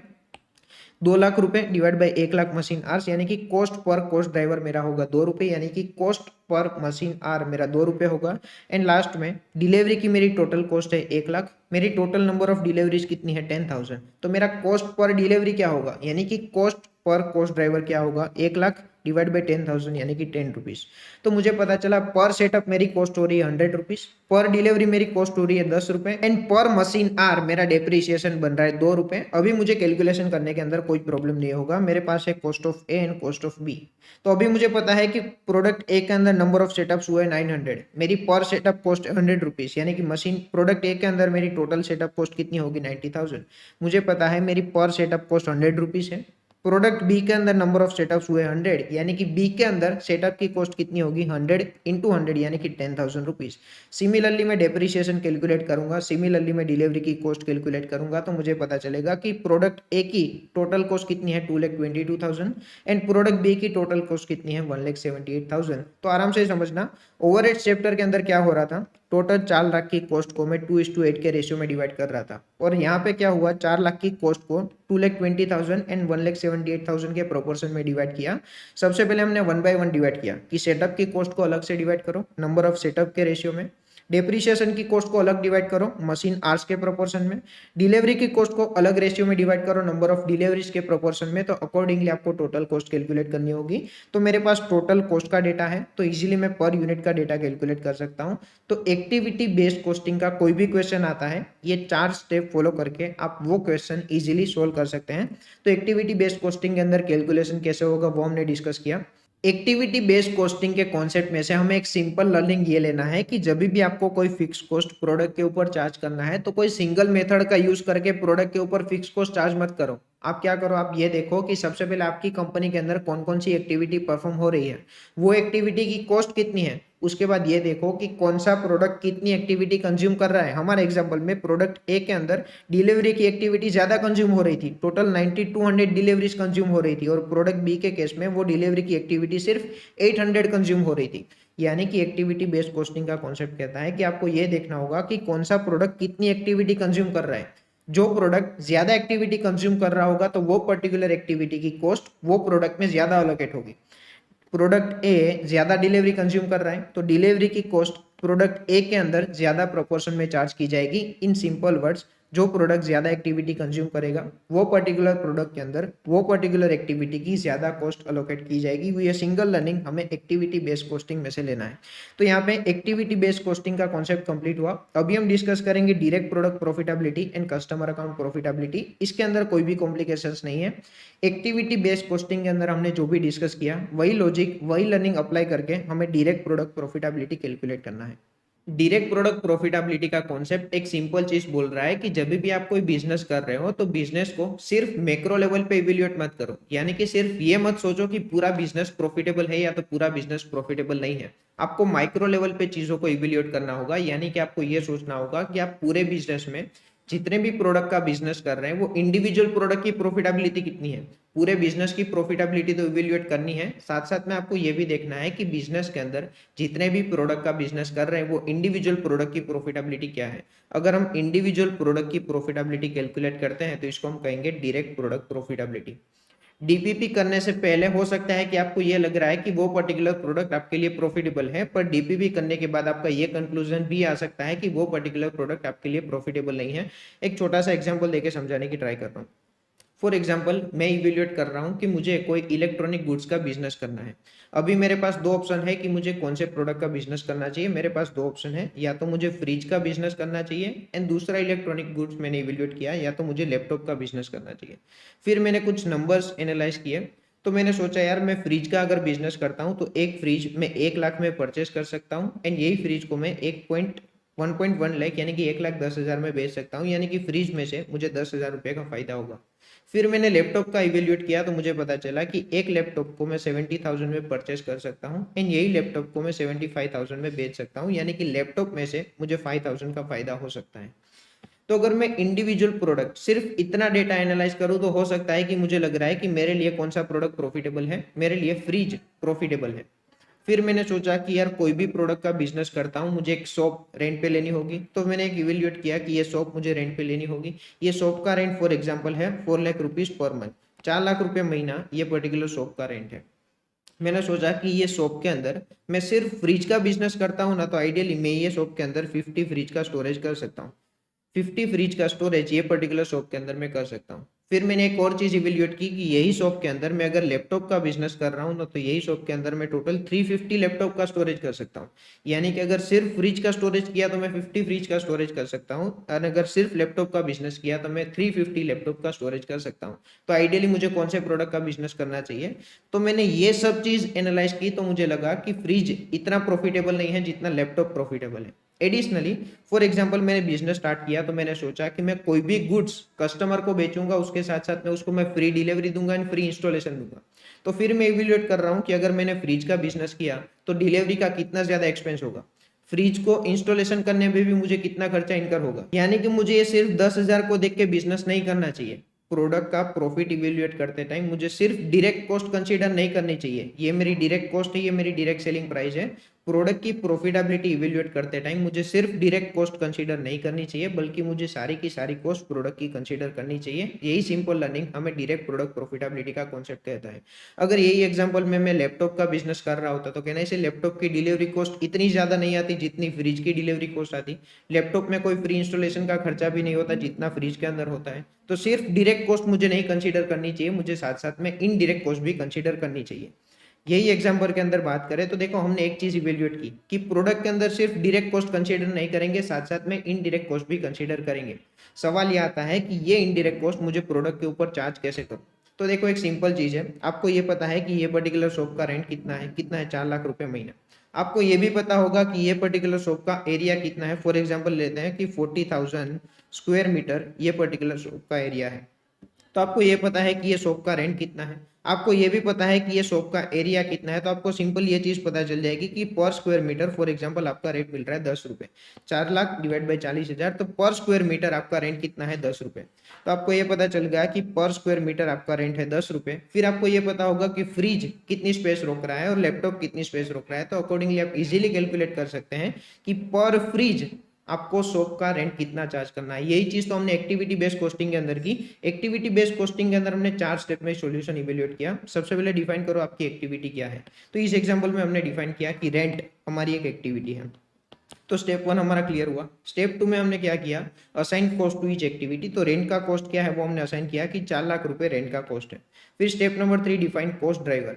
तो मेरी रेंट की एक्टिविटी को ड्राइव कौन करेगा, कहना इसे एरिया मेरी रेंट की एक्टिविटी को ड्राइव करेगा। यानी कि अगर एरिया ज्यादा होगा तो मेरा रेंट भी ज्यादा होगा, अगर एरिया कम होगा तो मेरा रेंट भी कम होगा। तो रेंट की एक्टिविटी को यानी कि रेंट के कॉस्ट को ड्राइव कौन कर रहा है, मेरा एरिया कितना है वो मेरे रेंट के कॉस्ट को ड्राइव कर रहा है। तो स्टेप नंबर 3 में हमने डिफाइन किया है कि मेरा कॉस्ट ड्राइवर क्या है, रेंट की पर्टिकुलर एक्टिविटी का कॉस्ट ड्राइवर क्या है, यानी कि रेंट के कॉस्ट का कॉस्ट ड्राइवर क्या है। And step number 4 cost per cost driver. तो स्क्वायर मीटर्स मेरा कॉस्ट ड्राइवर है। अगर स्क्वायर मीटर इंक्रीज होंगे तो मेरा रेंट भी इंक्रीज होगा, अगर स्क्वायर मीटर डिक्रीज होंगे तो मेरा रेंट भी डिक्रीज होगा। तो रेंट की एक्टिविटी का कॉस्ट ड्राइवर क्या है, स्क्वायर मीटर्स। तो मैंने cost per square metre calculate किया जो कि मेरा है 10 रुपए। तो एक्टिविटी बेस्ड कॉस्टिंग के अंदर हम यही सेम टू सेम चीज कर रहे हैं। तो इन शॉर्ट एक लाइन में समराइज करूं तो डायरेक्ट प्रोडक्ट प्रॉफिटेबिलिटी का कॉन्सेप्ट हमें सिंपल चीज कह रहा है कि आपको इंडिविजुअल प्रोडक्ट की प्रॉफिटेबिलिटी कैलकुलेट करनी होगी। पूरा बिजनेस प्रॉफिटेबल है कि नहीं वो तो देखना ही है, साथ साथ में आपको ये भी देखना है कि बिजनेस के अंदर जितने भी प्रोडक्ट का बिजनेस कर रहे हैं वो इंडिविजुअल प्रोडक्ट की प्रॉफिटेबिलिटी कितनी है। इंडिविजुअल प्रोडक्ट की प्रॉफिटेबिलिटी कैलकुलेट कैसे करेंगे, तो देखो कोई भी प्रोडक्ट की सेलिंग प्राइस तो आपको पता होगी, कोई भी प्रोडक्ट की सेलिंग प्राइस आपको पता होगी, एडिशनली आपको वेरिएबल कॉस्ट भी पता होगी। ये दोनों प्रोडक्ट की वेरिएबल कॉस्ट है, पर आपको फिक्स कॉस्ट का डेटा नहीं होगा। अभी फिक्स कॉस्ट प्रोडक्ट के ऊपर चार्ज कैसे कर सकते हैं, तो यहाँ पे हमने एक एग्जांपल देखा। एडिशनली हमने एक्टिविटी बेस्ड कॉस्टिंग भी पढ़ा। तो एक्टिविटी बेस्ड कॉस्टिंग का काम ही जिंदगी में यह है कि फिक्स कॉस्ट को प्रोडक्ट के ऊपर चार्ज करना है। तो डायरेक्ट प्रोडक्ट प्रॉफिटेबिलिटी का कॉन्सेप्ट यहाँ पे कंप्लीट हुआ। डायरेक्ट प्रोडक्ट प्रॉफिटेबिलिटी के अंदर आपको एक सिंपल चीज करनी है, प्रोडक्ट वाइज प्रॉफिटेबिलिटी कैलकुलेट करनी है। एंड जब भी आपको प्रोडक्ट वाइज प्रॉफिटेबिलिटी कैलकुलेट करनी है, एक सिंपल कंफ्यूजन ये आ सकता है कि कंपनी के अंदर जितनी भी कॉस्ट इनकर हो रही है वो कॉस्ट को मैं प्रोडक्ट के ऊपर कैसे चार्ज करूं। एंड कॉस्ट को प्रोडक्ट के ऊपर चार्ज कैसे किया जाता है वो हमने डिटेल में डिस्कस किया। एक्टिविटी बेस्ड कॉस्टिंग का यूज करके आप कॉस्ट को प्रोडक्ट के ऊपर चार्ज कर सकते हैं। एडिशनली यहाँ पे हमने एक एग्जाम्पल देखा कि शॉप की रेंट को मैं प्रोडक्ट के ऊपर कैसे चार्ज करूं। तो यहाँ पे डायरेक्ट प्रोडक्ट प्रॉफिटेबिलिटी का कॉन्सेप्ट कंप्लीट हुआ। हमने जितना भी डिस्कस किया वो सारी चीज मैंने यहाँ पे लिखी है, आप एक बार देखेंगे तो समझ में आ जाएगा। इन शॉप का रेंट प्रोडक्ट के ऊपर कैसे चार्ज किया जाएगा उसका एग्जांपल भी मैंने यहाँ पे दिया है। सेम चीज हमने यहाँ पे की है। सबसे पहले हमने देखा कि शॉप का रेंट कितना है, फिर हमने देखा कि शॉप का एरिया कितना है, हमें पता चला कि शॉप का रेंट इतना है, शॉप का एरिया है इतने क्यूबिक मीटर। तो मैं क्या कैलकुलेट करूंगा, पर क्यूबिक मीटर मेरी कितनी कॉस्ट है। तो पर क्यूबिक मीटर मेरी कॉस्ट कितनी है वो मुझे पता है। मेरी कंपनी के अंदर जितने भी प्रोडक्ट है उसको कितने क्यूबिक मीटर की स्पेस चाहिए वो भी पता है। तो पर क्यूबिक मीटर कॉस्ट पता है, कौन से प्रोडक्ट को कितनी स्पेस चाहिए वो भी पता है। तो मैं आसानी से कैलकुलेट कर सकता हूँ कि कौन से के प्रोडक्ट के ऊपर मुझे कितनी कॉस्ट चार्ज करनी है। ये एग्जाम्पल आप एक बार देखेंगे तो क्लियर हो जाएगा। तो डायरेक्ट प्रोडक्ट प्रॉफिटेबिलिटी का कॉन्सेप्ट यहाँ पे कंप्लीट हुआ। डायरेक्ट प्रोडक्ट प्रॉफिटेबिलिटी कैलकुलेट करने से आपको बेनिफिट्स क्या क्या हो सकते हैं फटाफट एक बार देखते हैं। तो बेटर कॉस्ट एनालिसिस, डेफिनेटली आप कॉस्ट एनालिसिस अच्छी तरीके से कर सकते हैं। बेटर प्राइसिंग डिसीजन, अगर प्रोडक्ट की कॉस्ट आपको पता होगी तो प्रोडक्ट की क्या प्राइस रखनी है वो भी आप इजीली कैलकुलेट कर सकते हैं। रेशनलाइजेशन ऑफ प्रोडक्ट रेंज, आपकी कंपनी के अंदर काफी सारे प्रोडक्ट्स की रेंज होगी, तो प्रोडक्ट की रेंज में से कौन से प्रोडक्ट का प्रोपोर्शन ज्यादा रखना है, कौन से प्रोडक्ट का प्रोपोर्शन कम रखना है, ये आप डिसाइड कर सकते हैं। हमारे एग्जाम्पल में आप डिसाइड कर सकते हैं कि लैपटॉप का प्रोपोर्शन ज्यादा रखना है, फ्रिज का प्रोपोर्शन कम रखना है। And last point, better management of stores and warehouse space, जितनी भी वेयर हाउस की स्पेस है उसका बेटर मैनेजमेंट कर सकते हैं। इस एग्जाम्पल में हम लैपटॉप का प्रोपोर्शन ज्यादा रखेंगे तो ये जो भी हमारा एरिया था, ये जो हमारी वेयर हाउस की स्पेस थी उसका बेटर मैनेजमेंट हो सकता है। तो बेनिफिट्स ऑफ डीपीपी हमने डिस्कस किया। अभी हमारा नेक्स्ट कॉन्सेप्ट होगा कस्टमर प्रॉफिटेबिलिटी एनालिसिस। तो कस्टमर प्रॉफिटेबिलिटी एनालिसिस के अंदर आपको क्या करना है, कस्टमर वाइज प्रॉफिटेबिलिटी कैलकुलेट करनी है। पूरे बिजनेस की प्रॉफिटेबिलिटी तो कैलकुलेट करनी है, एडिशनली आपको कस्टमर वाइज प्रॉफिटेबिलिटी भी कैलकुलेट करनी है। यानी कि आपको ये पता करना होगा कि कौन सा कस्टमर ग्रुप आपके लिए ज्यादा प्रॉफिटेबल है, कौन सा कस्टमर ग्रुप आपके लिए कम प्रॉफिटेबल है, कौन सा कस्टमर ग्रुप ऐसा है जिसके अंदर आपको इंप्रूवमेंट की जरूरत है। फॉर एग्जाम्पल, अगर आप कस्टमर प्रॉफिटेबिलिटी एनालिसिस करेंगे तो आपको पता चलेगा कि ये पर्टिकुलर कस्टमर ग्रुप ऐसा है जो हमारे लिए प्रॉफिटेबल नहीं है। फिर उसके पीछे का आप रीजन फाइंड करने की ट्राई करेंगे, तो हो सकता है कि रीजन फाइंड किया तो आपको पता चला कि ये पर्टिकुलर कस्टमर ग्रुप के अंदर हमें ज्यादा डिस्काउंट देना पड़ रहा है। अगर हम ज्यादा डिस्काउंट नहीं देंगे तो ये पर्टिकुलर कस्टमर ग्रुप हमारे साथ बिजनेस नहीं करेगा। अगर बिजनेस करना है तो ज्यादा डिस्काउंट देना होगा।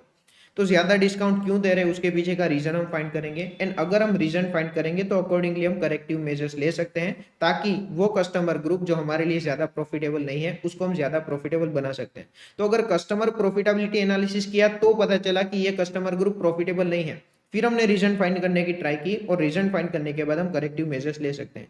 एडिशनल एग्जांपल देखते हैं। फॉर एग्जांपल, आपने कस्टमर प्रॉफिटेबिलिटी एनालिसिस किया तो पता चला कि ये कस्टमर ग्रुप प्रॉफिटेबल नहीं है, फिर आप रीजन फाइंड करने की ट्राई करेंगे तो आपको पता चलेगा कि ये पर्टिकुलर कस्टमर ग्रुप के अंदर हमारी ऑर्डरिंग की कॉस्ट भी काफी ज्यादा है, डिलीवरी की कॉस्ट काफी ज्यादा है, एंड क्योंकि ordering cost and delivery cost ज्यादा है हमारा प्रॉफिट मार्जिन कम है। तो कस्टमर वाइज प्रॉफिटेबिलिटी एनालिसिस किया तो पता चला कि उसके पीछे का रीजन क्या है, फिर आप अकॉर्डिंगली रीजन फाइंड करके करेक्टिव मेजर्स ले सकते हैं। एक और एग्जांपल देख लेते हैं। फॉर एग्जांपल, आपने कस्टमर प्रॉफिटेबिलिटी एनालिसिस किया, आपको पता चला कि ये कस्टमर ग्रुप जो है वो हमारे लिए अनप्रॉफिटेबल है। उसके पीछे का रीजन फाइंड किया तो पता चला कि ये कस्टमर ग्रुप हमें रश ऑर्डर ज्यादा दे रहे हैं। तो ये रीजन पता चला, उसके बाद उसके पीछे का रीजन फाइंड करेंगे एंड अकॉर्डिंगली करेक्टिव मेजर्स ले सकते हैं। तो कस्टमर अकाउंट प्रॉफिटेबिलिटी का एक ही ऑब्जेक्टिव है कि आपको ये पता होना चाहिए कि कौन से कस्टमर ग्रुप आपके लिए ज्यादा प्रॉफिटेबल है, कौन से कस्टमर ग्रुप आपके लिए कम प्रॉफिटेबल है। आपको ये डिसीजन लेना होगा कि कौन से कस्टमर ग्रुप के ऊपर आपको ज्यादा फोकस करना है, कौन से कस्टमर ग्रुप के अंदर आपको कम फोकस करना है, कौन से कस्टमर ग्रुप के अंदर आपको करेक्टिव मेजर्स लेने हैं जिसके अंदर आपको इंप्रूवमेंट की जरूरत है। तो यहाँ पे कस्टमर अकाउंट प्रॉफिटेबिलिटी का कॉन्सेप्ट भी क्लियर होगा। इसके अंदर एक छोटा सा कॉन्सेप्ट है, fundamentals of customer relationship management. Customer relationship management को अगर सक्सेसफुल बनाना है तो ये तीन फंडामेंटल चीज है, यानी कि ये तीन चीज आपकी कंपनी के अंदर होनी चाहिए। एकदम फालतू कॉन्सेप्ट, फटाफट कंप्लीट करते हैं। पॉइंट नंबर 1, ऑपरेटिंग सीआरएम, जिसका मतलब होता है database to store all transaction. Customer के साथ जितने भी ट्रांजैक्शन हो रहे हैं वो ट्रांजैक्शन स्टोर करने के लिए आपके पास एक डेटाबेस होना चाहिए, उसको हम कहेंगे operating CRM. Point number 2, analytical CRM, prediction based on data analysis. जो भी डेटा आपने स्टोर किया है वो डेटा का एनालिसिस करेंगे एंड वो डेटा का एनालिसिस करके कुछ प्रेडिक्शन करने की ट्राई करेंगे, इसको कहेंगे analytical CRM. And last point, collaborative CRM, it ensures seamless flow of information through out the supply chain. Customer की जो भी इंफॉर्मेशन है उसका फ्लो सीमलेस होना चाहिए पूरी सप्लाई चेन के अंदर। सप्लाई चेन मैनेजमेंट के अंदर हमने डिस्कस किया था कि सबसे पहले हम ये आइडेंटिफाई करेंगे कि कस्टमर की रिक्वायरमेंट क्या है, उसके बाद अकॉर्डिंगली हम प्रोडक्शन करेंगे एंड प्रोडक्शन करने के लिए हमें रॉ मटेरियल की रिक्वायरमेंट होगी जो हम सप्लायर के पास से परचेस करेंगे। तो पूरी सप्लाई चेन के अंदर कस्टमर की जितनी भी इंफॉर्मेशन है उसका फ्लो एकदम सीमलेस होना चाहिए ताकि कस्टमर की रिक्वायरमेंट को मैं फुलफिल कर सकूं। ये कौन इंश्योर करेगा, कोलैबोरेटिव सीआरएम। तो फंडामेंटल्स ऑफ सीआरएम के अंदर तीन चीज देखी, ऑपरेटिंग सीआरएम जिसका काम है ट्रांजैक्शन को स्टोर करना, एनालिटिकल सीआरएम जिसका काम है प्रेडिक्शन करना बेस्ड ऑन जो डेटा हमने स्टोर किया है, एंड कोलैबोरेटिव सीआरएम का काम है कि पूरी इंफॉर्मेशन का फ्लो एकदम सीमलेस होना चाहिए। तो फंडामेंटल्स ऑफ सीआरएम एकदम फालतू कॉन्सेप्ट था। कस्टमर प्रॉफिटेबिलिटी एनालिसिस का कॉन्सेप्ट यहाँ पे कंप्लीट हुआ। एक बार चैप्टर के इंडेक्स में आते हैं। सबसे पहले हमने स्टार्ट किया था स्ट्रेटेजिक प्रॉफिटेबिलिटी एनालिसिस, जिसको हमने 3 पार्ट में डिवाइड किया, growth component, price recovery component and productivity component. उसके बाद हमने स्टार्ट किया activity based costing. Activity based costing complete होने के बाद हमने देखा डायरेक्ट प्रोडक्ट प्रॉफिटेबिलिटी क्या होता है, जिसके अंदर आपको प्रोडक्ट वाइज प्रॉफिटेबिलिटी कैलकुलेट करनी है। एंड उसके बाद हमने देखा कस्टमर प्रॉफिटेबिलिटी एनालिसिस, जिसके अंदर आपको कस्टमर वाइज प्रॉफिटेबिलिटी एनालाइज करनी है। अभी कुछ मिसलेनियस टॉपिक्स रहेंगे, एबीसी, एबीएम, एबीबी, वो सारे टॉपिक्स का डिस्कशन स्टार्ट करते हैं। अभी के लिए हमारा नेक्स्ट कॉन्सेप्ट होगा ABM, activity based cost management. Concept number 3 होगा एबीएम। तो कॉन्सेप्ट के नाम को अगर इंटरप्रेट करने की ट्राई करें तो कॉन्सेप्ट का नाम है एक्टिविटी बेस्ड कॉस्ट मैनेजमेंट। यानी कि अगर हम कॉस्ट मैनेजमेंट एक्टिविटी लेवल पे परफॉर्म करते हैं तो उसको हम कहेंगे एक्टिविटी बेस्ड कॉस्ट मैनेजमेंट। अभी कॉस्ट मैनेजमेंट क्या होता है वो हम डिटेल में डिस्कस करेंगे चैप्टर नंबर 4 के अंदर। चैप्टर का नाम है कॉस्ट मैनेजमेंट टेक्निक्स। तो यही कॉस्ट मैनेजमेंट अगर मैं परफॉर्म करता हूँ एक्टिविटी लेवल पे तो उसको मैं प्यार से नाम दूंगा एक्टिविटी बेस्ड कॉस्ट मैनेजमेंट। तो इसके अंदर क्या होगा, सबसे पहले एबीसी परफॉर्म करेंगे। ABC supplies the information and ABM will use the information in various ways for continuous improvement. सबसे पहले हम एक्टिविटी बेस्ड कॉस्टिंग परफॉर्म करेंगे। एक्टिविटी बेस्ड कॉस्टिंग परफॉर्म करेंगे, इसका मतलब क्या हुआ, 4 स्टेप में हम कैलकुलेट करेंगे। सबसे पहले एक्टिविटी क्या है, वो एक्टिविटी की कॉस्ट क्या है, एक्टिविटी का कॉस्ट ड्राइवर क्या है and cost per cost driver क्या है। तो सबसे पहले हम एक्टिविटी बेस्ड कॉस्टिंग परफॉर्म करेंगे। एक्टिविटी बेस्ड कॉस्टिंग परफॉर्म करेंगे तो हमारे पास काफी सारा डेटा होगा एंड वो डेटा को एनालाइज करके हम कॉस्ट मैनेजमेंट करने की ट्राई करेंगे। यानी कि एक्टिविटी लेवल पे अगर हम कॉस्ट मैनेजमेंट करने की ट्राई करेंगे तो उसको कहेंगे activity based cost management. Step number 1 होगा एक्टिविटी बेस्ड कॉस्टिंग करो। एक्टिविटी बेस्ड कॉस्टिंग करने से हमारे पास काफी सारा डेटा होगा एंड वो डेटा को एनालाइज करके हम कॉस्ट मैनेजमेंट करने की ट्राई करेंगे तो उसको हम कहेंगे activity based cost management. ABM के अंदर ब्रॉडली 2 चीज आती है, एक होगा स्ट्रेटेजिक एबीएम, एक होगा operational ABM.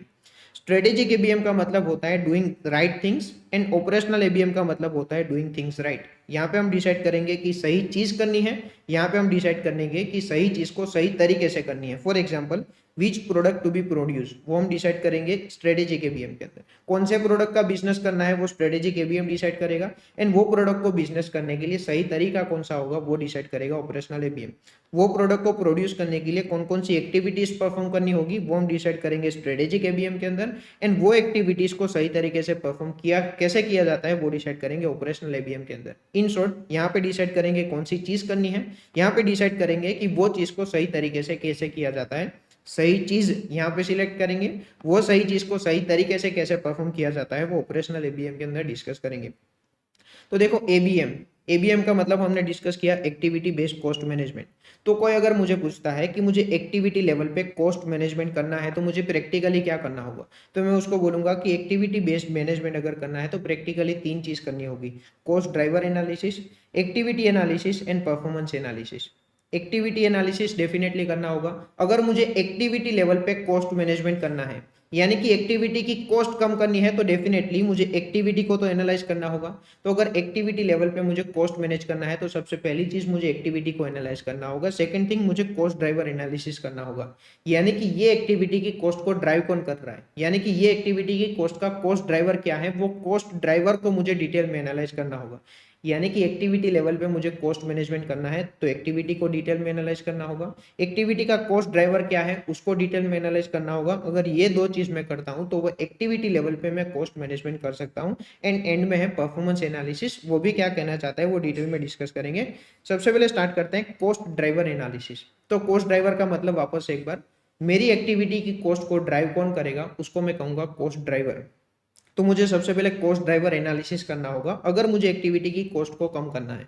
For example cost driver of invoice processing activity is number of invoices process, यानी कि मेरी इनवॉइस प्रोसेसिंग की एक्टिविटी का कॉस्ट ड्राइवर क्या है, नंबर ऑफ इनवॉइसेस प्रोसेस्ड। तो मुझे नंबर ऑफ इनवॉइसेस प्रोसेस्ड इसका एनालिसिस करना होगा, यानी कि मुझे कॉस्ट ड्राइवर एनालिसिस करना होगा। ये एनालिसिस अगर मैं करता हूं तो हो सकता है कि मुझे ये पता चलेगा कि इनवॉइस प्रोसेसिंग की जो एक्टिविटी है वो काफी स्लो प्रोसेसिंग है। For example cost driver analysis करने से पहले आपकी कंपनी के अंदर 6 एम्प्लॉय है जो इनवॉइस प्रोसेसिंग की एक्टिविटी परफॉर्म कर रहे हैं, आपको पता चला ये काफी स्लो प्रोसेसिंग है, एम्प्लॉयज को ट्रेनिंग देनी होगी। एंड अगर आपको पता चलेगा कि मैं अगर 4 एम्प्लॉयज को ट्रेनिंग दे रहा हूँ ना तो ये 4 एम्प्लॉय 6 एम्प्लॉय का काम कर सकते हैं, यानी कि आपके 2 एम्प्लॉय फ्री हो जाएंगे। अभी आप ये डिसाइड कर सकते हैं कि जो 2 एम्प्लॉय फ्री हो जाएंगे उसको कोई अदर डिपार्टमेंट में ट्रांसफर करना है या तो उसको कंपनी से निकाल देना है। तो कॉस्ट ड्राइवर एनालिसिस किया तो आपको पता चला कि 6 एम्प्लॉय का काम 4 एम्प्लॉय कर सकते हैं। तो सबसे पहली चीज, एक्टिविटी की कॉस्ट को अगर कम करना है तो एक्टिविटी की कॉस्ट का कॉस्ट ड्राइवर क्या है उसको डिटेल में एनालाइज करना होगा। तो कॉस्ट ड्राइवर एनालिसिस के अंदर क्या करेंगे वो डिस्कस किया। Next is activity analysis. Definitely activity की कॉस्ट को अगर कम करना है तो एक्टिविटी को तो डिटेल में एनालाइज करना होगा। तो एक्टिविटी एनालिसिस के अंदर लिखा है कि आपकी कंपनी के अंदर जितनी भी एक्टिविटी परफॉर्म होगी ना उसको दो पार्ट में डिवाइड करना है। एक होगा वैल्यू एडिंग एक्टिविटी, एक होगा non value adding activity. Value adding यानी कि वो सारी एक्टिविटी जो परफॉर्म करने से प्रोडक्ट की वैल्यू इंक्रीज होगी, यानी कि अगर आप वो एक्टिविटी परफॉर्म करेंगे तो कस्टमर आपके प्रोडक्ट की ज्यादा वैल्यू देने के लिए रेडी होगा। And non value adding activity यानी कि वो सारी एक्टिविटी जो परफॉर्म करने से प्रोडक्ट की वैल्यू इंक्रीज नहीं होगी, यानी कि ये परफॉर्म करते हैं या तो परफॉर्म नहीं करते, कस्टमर को कोई फर्क नहीं पड़ता। ये सारी एक्टिविटीज परफॉर्म करने से कस्टमर वो पर्टिकुलर प्रोडक्ट की ज्यादा वैल्यू नहीं देगा। एग्जांपल देखते हैं, यहाँ पे मैंने एग्जांपल दिया है। सबसे पहले देखते हैं प्रोसेस टाइम। तो प्रोसेस टाइम एक वैल्यू एडिंग एक्टिविटी है। फॉर एग्जांपल ये एक रॉ मटेरियल है, ये रॉ मटेरियल के अंदर मैं कुछ प्रोसेस करके इसको फिनिश गुड्स बनाता हूं तो कस्टमर ये प्रोडक्ट की मुझे ज्यादा वैल्यू देगा, यानी कि प्रोसेस टाइम क्या है, वैल्यू एडिंग एक्टिविटी है। ये एक्टिविटी परफॉर्म करने से प्रोडक्ट की वैल्यू इंक्रीज होगी एंड ये एक्टिविटी अगर मैं परफॉर्म करता हूं तो कस्टमर ये पर्टिकुलर प्रोडक्ट की मुझे ज्यादा वैल्यू देगा।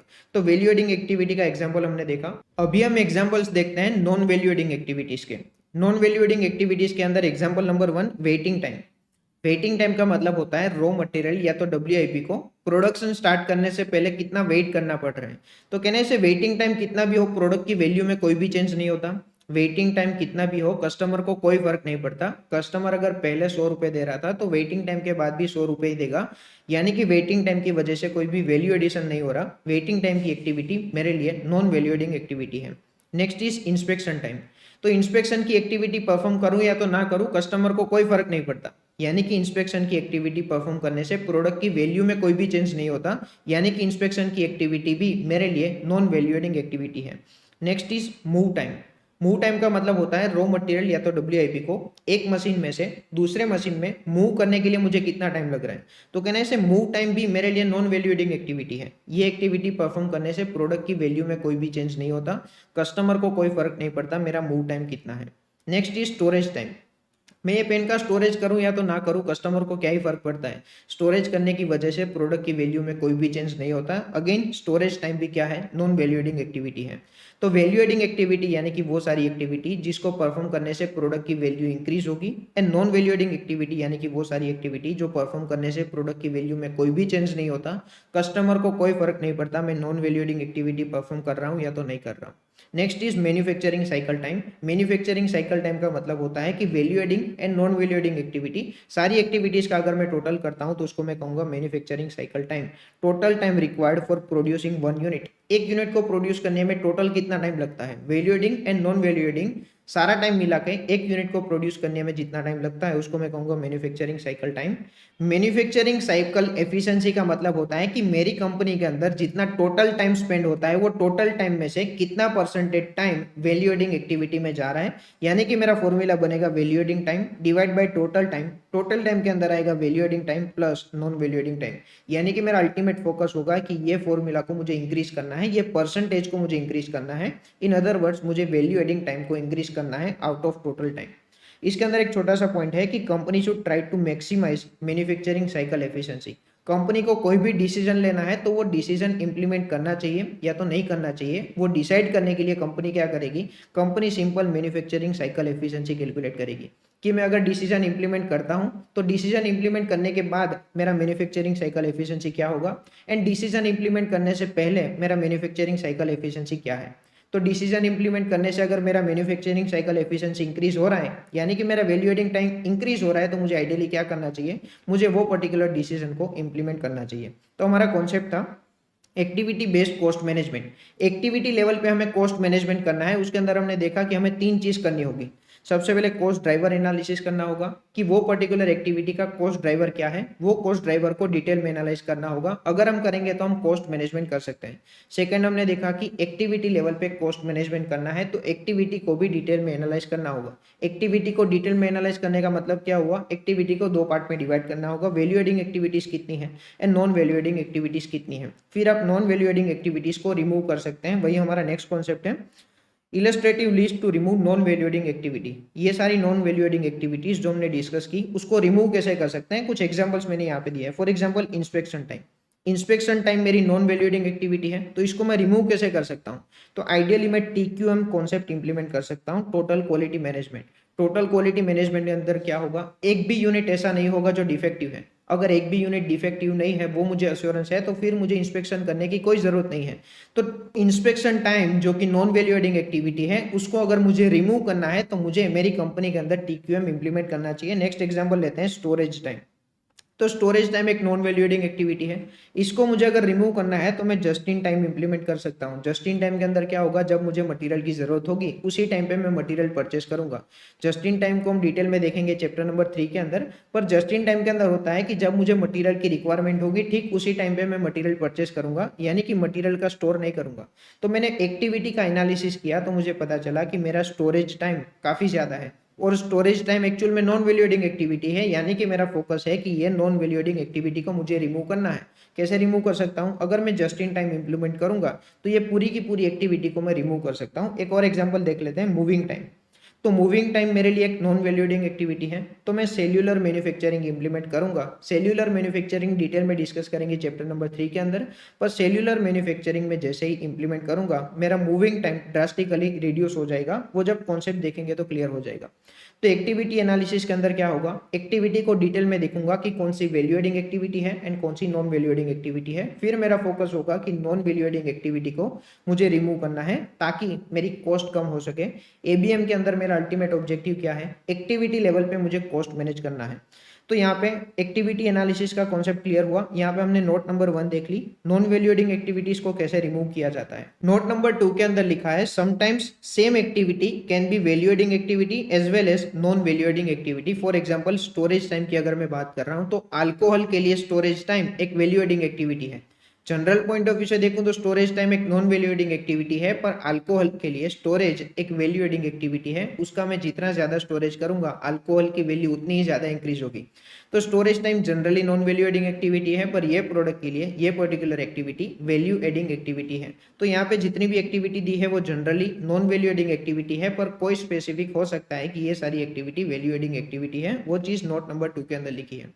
तो हम देख रहे थे activity based cost management. Activity level पे हमें कॉस्ट मैनेज करना है, उसके लिए हमें 3 चीज करनी होगी। सबसे पहले एक्टिविटी का कॉस्ट ड्राइवर क्या है उसको डिटेल में एनालाइज करना होगा, एक्टिविटी को खुद को डिटेल में एनालाइज करना होगा। And last point performance analysis. इसके अंदर सिंपल चीज ये लिखी है कि आपको खुद का परफॉर्मेंस मेजर करना होगा। एक्टिविटी लेवल पे आपका परफॉर्मेंस क्या है, कॉस्ट ड्राइवर लेवल पे आपका परफॉर्मेंस क्या है। अगर आप परफॉर्मेंस मेजर करेंगे तो ही आपको पता चलेगा कि आपकी एग्जिस्टिंग औकात क्या है, और वो परफॉर्मेंस को आप इंप्रूव करने के बारे में सोच सकते हैं। परफॉर्मेंस एनालिसिस एकदम फालतू पॉइंट है, एग्जाम पॉइंट ऑफ व्यू से इंपॉर्टेंट नहीं है। परफॉर्मेंस एनालिसिस मतलब सिंपल, आपको कितना परफॉर्मेंस है वो आपको पता होना चाहिए। तो ABM के अंदर 3 चीज आती है, cost driver analysis, activity analysis and performance analysis. तो ये पर्टिकुलर चैप्टर के अंदर एग्जाम पॉइंट ऑफ व्यू से जितना इंपॉर्टेंट था वो हमने देख लिया, डिस्कस कर लिया। अभी कुछ मिसेलेनियस टॉपिक्स है, क्विकली एक बार गो थ्रू कर लेते हैं, उसके बाद चैप्टर कंप्लीट हो जाएगा। ध्यान से देखना। सबसे पहले देखते हैं benefits of activity based cost management. हमने एक्टिविटी बेस्ड कॉस्ट मैनेजमेंट के बारे में अभी तक जितना भी डिस्कस किया उसके बेनिफिट्स क्या क्या है, एकदम फालतू point.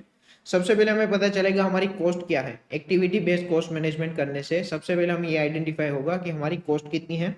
Provide basis for effective decision making. Management को कोई डिसीजन लेना होगा तो उसके लिए भी activity based cost management useful है। फॉर एग्जांपल यहाँ पे देखा कि इंस्पेक्शन की एक्टिविटी को रिमूव करना होगा तो हम TQM का डिसीजन लेंगे। स्टोरेज की एक्टिविटी को रिमूव करना होगा तो हम जस्ट इन टाइम का इंप्लीमेंटेशन लेंगे। यानी कि कोई भी इफेक्टिव डिसीजन लेने के लिए मैनेजमेंट को एक्टिविटी बेस्ड कॉस्ट मैनेजमेंट करने से फायदा होगा।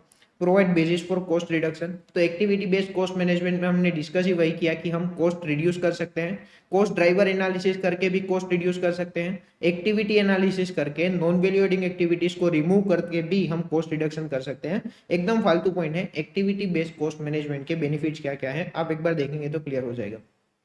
नेक्स्ट पॉइंट हमारा है business application of ABM। Activity based cost management आप कहाँ कहाँ पे अप्लाई कर सकते हैं, ये भी एकदम फालतू पॉइंट है। Point number 1, activity based budgeting के अंदर आप activity based cost management implement कर सकते हैं। ये क्या होता है वही हमारा नेक्स्ट कॉन्सेप्ट है, इसके बाद आएगा। बेंचमार्किंग के कॉन्सेप्ट के अंदर आप activity based cost management discuss करते हैं। बेंचमार्किंग का कॉन्सेप्ट डिटेल में आएगा चैप्टर नंबर 7 के अंदर। कॉस्ट रिडक्शन करने के लिए आप एक्टिविटी बेस्ड कॉस्ट मैनेजमेंट कर सकते हैं, वो आएगा चैप्टर नंबर 4 के अंदर। परफॉर्मेंस मेजर करने के लिए आप एक्टिविटी बेस्ड कॉस्ट मैनेजमेंट का यूज कर सकते हैं, वो भी आएगा चैप्टर नंबर 7 के अंदर। एक्सप्लेनेशन थोड़ा बहुत मैंने यहाँ पे दिया है, आप एक बार देखेंगे तो क्लियर हो जाएगा, पर अगेन ये कॉन्सेप्ट तो आपको सी कैटेगरी लेना है तो दे सकते हैं। ये particular concept exam point of view से इंपॉर्टेंट नहीं है। बिजनेस प्रोसेस री इंजीनियरिंग करने के अंदर भी आप एक्टिविटी बेस्ड कॉस्ट मैनेजमेंट का यूज कर सकते हैं। बिजनेस प्रोसेस री इंजीनियरिंग का कॉन्सेप्ट आएगा चैप्टर नंबर 3 के अंदर। तो अलग अलग चैप्टर के अंदर अलग अलग कॉन्सेप्ट है, वो सारे कॉन्सेप्ट के अंदर आप एक्टिविटी बेस्ड कॉस्ट मैनेजमेंट का यूज कर सकते हैं। यानी कि एक्टिविटी को डिटेल में एनालाइज करो, एक्टिविटी को डिटेल में एनालाइज करने के बाद वो एक्टिविटी में से नॉन वैल्यू एडिंग एक्टिविटी को रिमूव कर सकते हैं, वैल्यू एडिंग एक्टिविटी के अंदर ज्यादा रिसोर्सेज एलोकेट कर सकते हैं एंड कॉस्ट ड्राइवर एनालिसिस कर सकते हैं। तो डेफिनेटली ये सब चीज आप सारे कॉन्सेप्ट के अंदर अप्लाई कर सकते हैं। तो ये कॉन्सेप्ट था business application of activity based cost management. Next is implementing activity based cost management. Again ये पर्टिकुलर कॉन्सेप्ट को भी सी कैटेगरी देनी है तो दे सकते हैं, ये पॉइंट भी एग्जाम पॉइंट ऑफ व्यू से इंपॉर्टेंट नहीं है। अभी कुछ मिसेलेनियस टॉपिक्स रहेंगे, हो सकता है कि वो एग्जाम पॉइंट ऑफ व्यू से इंपॉर्टेंट है, फटाफट एक बार गो थ्रू कर लेते हैं। तो पॉइंट नंबर 1 हमारा है एक्टिविटी बेस्ड बजटिंग। यानी कि मैं अगर बजट बनाता हूं एक्टिविटी लेवल पे तो उसको मैं कहूंगा activity based budgeting. Chapter number 10 हमारा होगा बजटरी कंट्रोल, जिसके अंदर हम सीखेंगे कि बजट कैसे बनाया जाता है। वही बजट को मैं अगर एक्टिविटी लेवल पे बनाता हूं तो उसको मैं कहूंगा एक्टिविटी बेस्ड बजटिंग। यानी कि इसके अंदर क्या होगा, सबसे पहले मैं आइडेंटिफाई करूंगा कि मुझे कौन कौन से प्रोडक्ट का प्रोडक्शन करना है, वो प्रोडक्ट का प्रोडक्शन करने के लिए मुझे कौन कौन सी एक्टिविटीज की रिक्वायरमेंट होगी, वो एक्टिविटीज परफॉर्म करने के लिए मुझे कौन कौन से रिसोर्सेज की रिक्वायरमेंट होगी। ये सारी पूरी बजट की प्रोसेस जो हमने अभी डिस्कस की वो हमने एक्टिविटी लेवल पे बजट बनाने की ट्राई की। फॉर एग्जांपल मैंने सोचा है कि मुझे 1000 यूनिट्स का प्रोडक्शन करना है, 1000 यूनिट्स का प्रोडक्शन करने के लिए मुझे कौन कौन सी एक्टिविटीज की रिक्वायरमेंट होगी और वो सारी एक्टिविटीज फुलफिल करने के लिए कौन कौन से रिसोर्सेज की रिक्वायरमेंट होगी। तो ये मैंने बजट बनाया, एक्टिविटी लेवल पे बजट बनाया, इसलिए इसको मैं क्या कहूंगा एक्टिविटी बेस्ड बजटिंग। आप एक बार देखेंगे तो समझ में आ जाएगा। How it is different from functional budgeting. Functional budgeting से एक्टिविटी बेस्ड बजटिंग डिफरेंट कैसे है, तो यहाँ पे एक छोटा सा पॉइंट लिखा है। डिफरेंट कहाँ पे होगा, overheads and selling and distribution expense यहाँ पे डिफरेंट होगा। फंक्शनल बजटिंग के अंदर हम क्या कर रहे थे, प्रोडक्ट वाइज डिसाइड कर रहे थे कि प्रोडक्ट की वेरिएबल कॉस्ट क्या है, प्रोडक्ट की फिक्स कॉस्ट क्या है। एक्टिविटी बेस्ड बजटिंग के अंदर क्या होगा, एक्टिविटी वाइज हमें variable cost and fix cost identify करनी होगी, वो चीज मैंने यहाँ पे लिखी है। एग्जाम पॉइंट ऑफ व्यू से मुझे नहीं लगता इंपॉर्टेंट है, आप एक बार टाइम रहता है तो ये चीज देख लेना।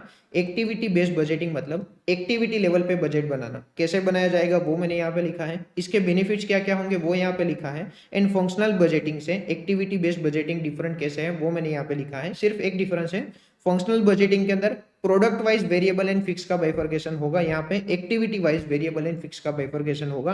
कैसे बनाया जाएगा वो यहाँ पे लिखा है। Next is ABC in advanced manufacturing environment. Activity based costing in advanced manufacturing environment एक छोटा सा पॉइंट है। एडवांस्ड मैन्युफैक्चरिंग एनवायरनमेंट के अंदर काफी ज्यादा टेक्नोलॉजी का यूज कर रहा है। अर्लियर क्या था, जब एडवांस्ड मैन्युफैक्चरिंग टेक्नोलॉजी नहीं था उससे पहले क्या था, लेबर ओरिएंटेड इंडस्ट्री थी। तो जब लेबर ओरिएंटेड इंडस्ट्री थी मुझे इजीली पता था कि कौन से प्रोडक्ट की कितनी कॉस्ट है। एडवांस्ड मैन्युफैक्चरिंग एनवायरनमेंट के अंदर क्या है, इनडायरेक्ट कॉस्ट का प्रोपोर्शन ज्यादा है। एडवांस्ड मैन्युफैक्चरिंग एनवायरनमेंट नहीं था उससे पहले डायरेक्ट कॉस्ट का प्रोपोर्शन ज्यादा था। एडवांस्ड मैन्युफैक्चरिंग एनवायरनमेंट आने के बाद इनडायरेक्ट कॉस्ट का प्रोपोर्शन ज्यादा है। तो उस केस में इनडायरेक्ट कॉस्ट को प्रोडक्ट के ऊपर कैसे चार्ज किया जाए उसके लिए बेस्ट पॉसिबल सॉल्यूशन है एक्टिविटी बेस्ड कॉस्टिंग। तो एक्टिविटी बेस्ड कॉस्टिंग का यूज एडवांस मैन्युफैक्चरिंग एनवायरनमेंट में करने से प्रोडक्ट की एक्यूरेट कॉस्ट आपको पता चलेगी।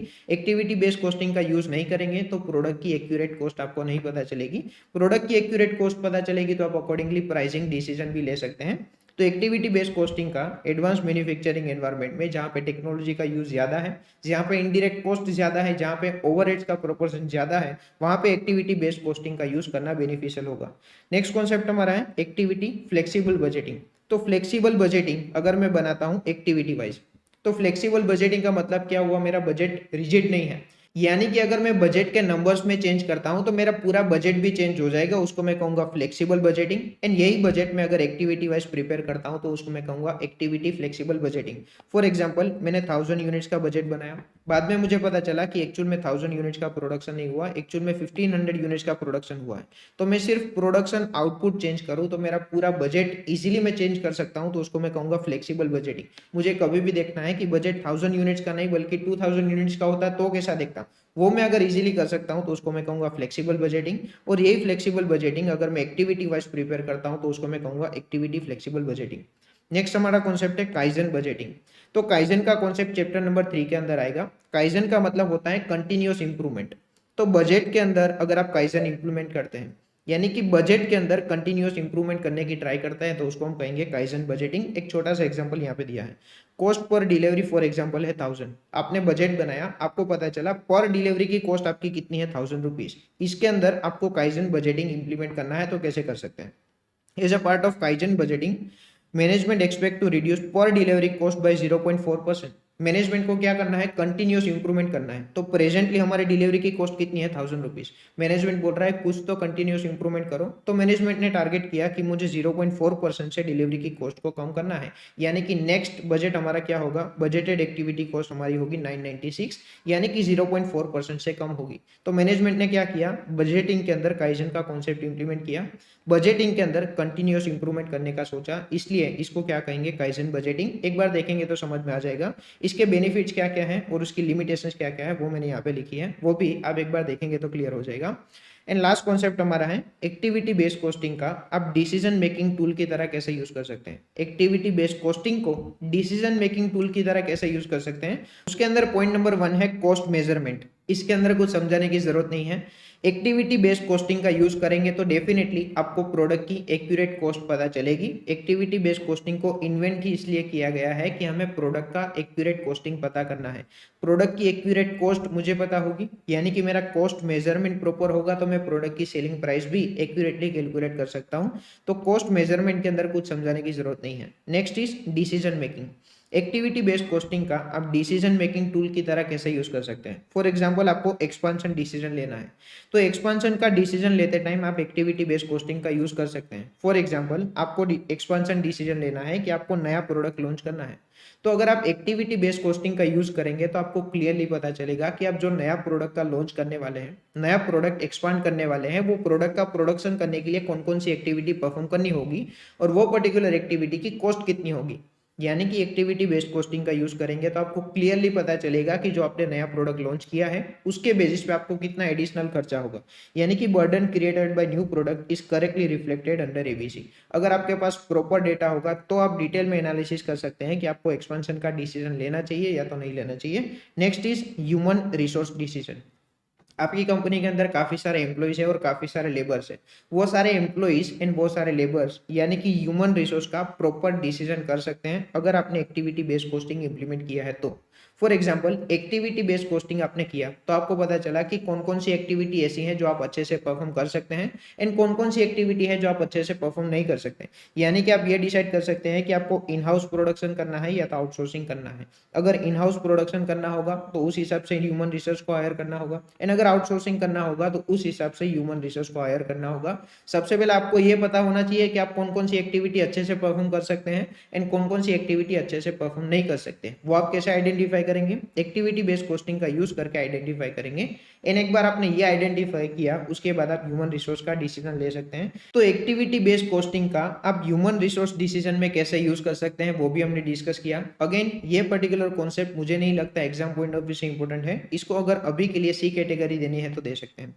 एक बार चैप्टर की कवरेज में आते हैं, तो चैप्टर में सबसे पहले हमने स्टार्ट किया था स्ट्रेटेजिक प्रॉफिटेबिलिटी एनालिसिस, जिसके अंदर हमने देखा sales, variable cost and fix cost को टोटल में 3 कैटेगरी में डिवाइड कर सकता हूं, growth component, price recovery component and productivity component. उसके बाद एक्टिविटी बेस्ड कॉस्टिंग के अंदर कैसे कैलकुलेशन होगा वो हमने डिस्कस किया। उसके बाद डायरेक्ट प्रोडक्ट प्रॉफिटेबिलिटी देखा एंड कस्टमर प्रॉफिटेबिलिटी एनालिसिस देखा एंड एंड में कुछ मिसलेनियस टॉपिक्स देखे। Activity based costing in advance manufacturing environment, activity based cost management क्या होता है, activity based budgeting and activity based costing का आप डिसीजन मेकिंग टूल की तरह कैसे यूज कर सकते हैं वो भी हमने डिस्कस किया। तो ये पर्टिकुलर चैप्टर का डिस्कशन यहाँ पे कंप्लीट हुआ।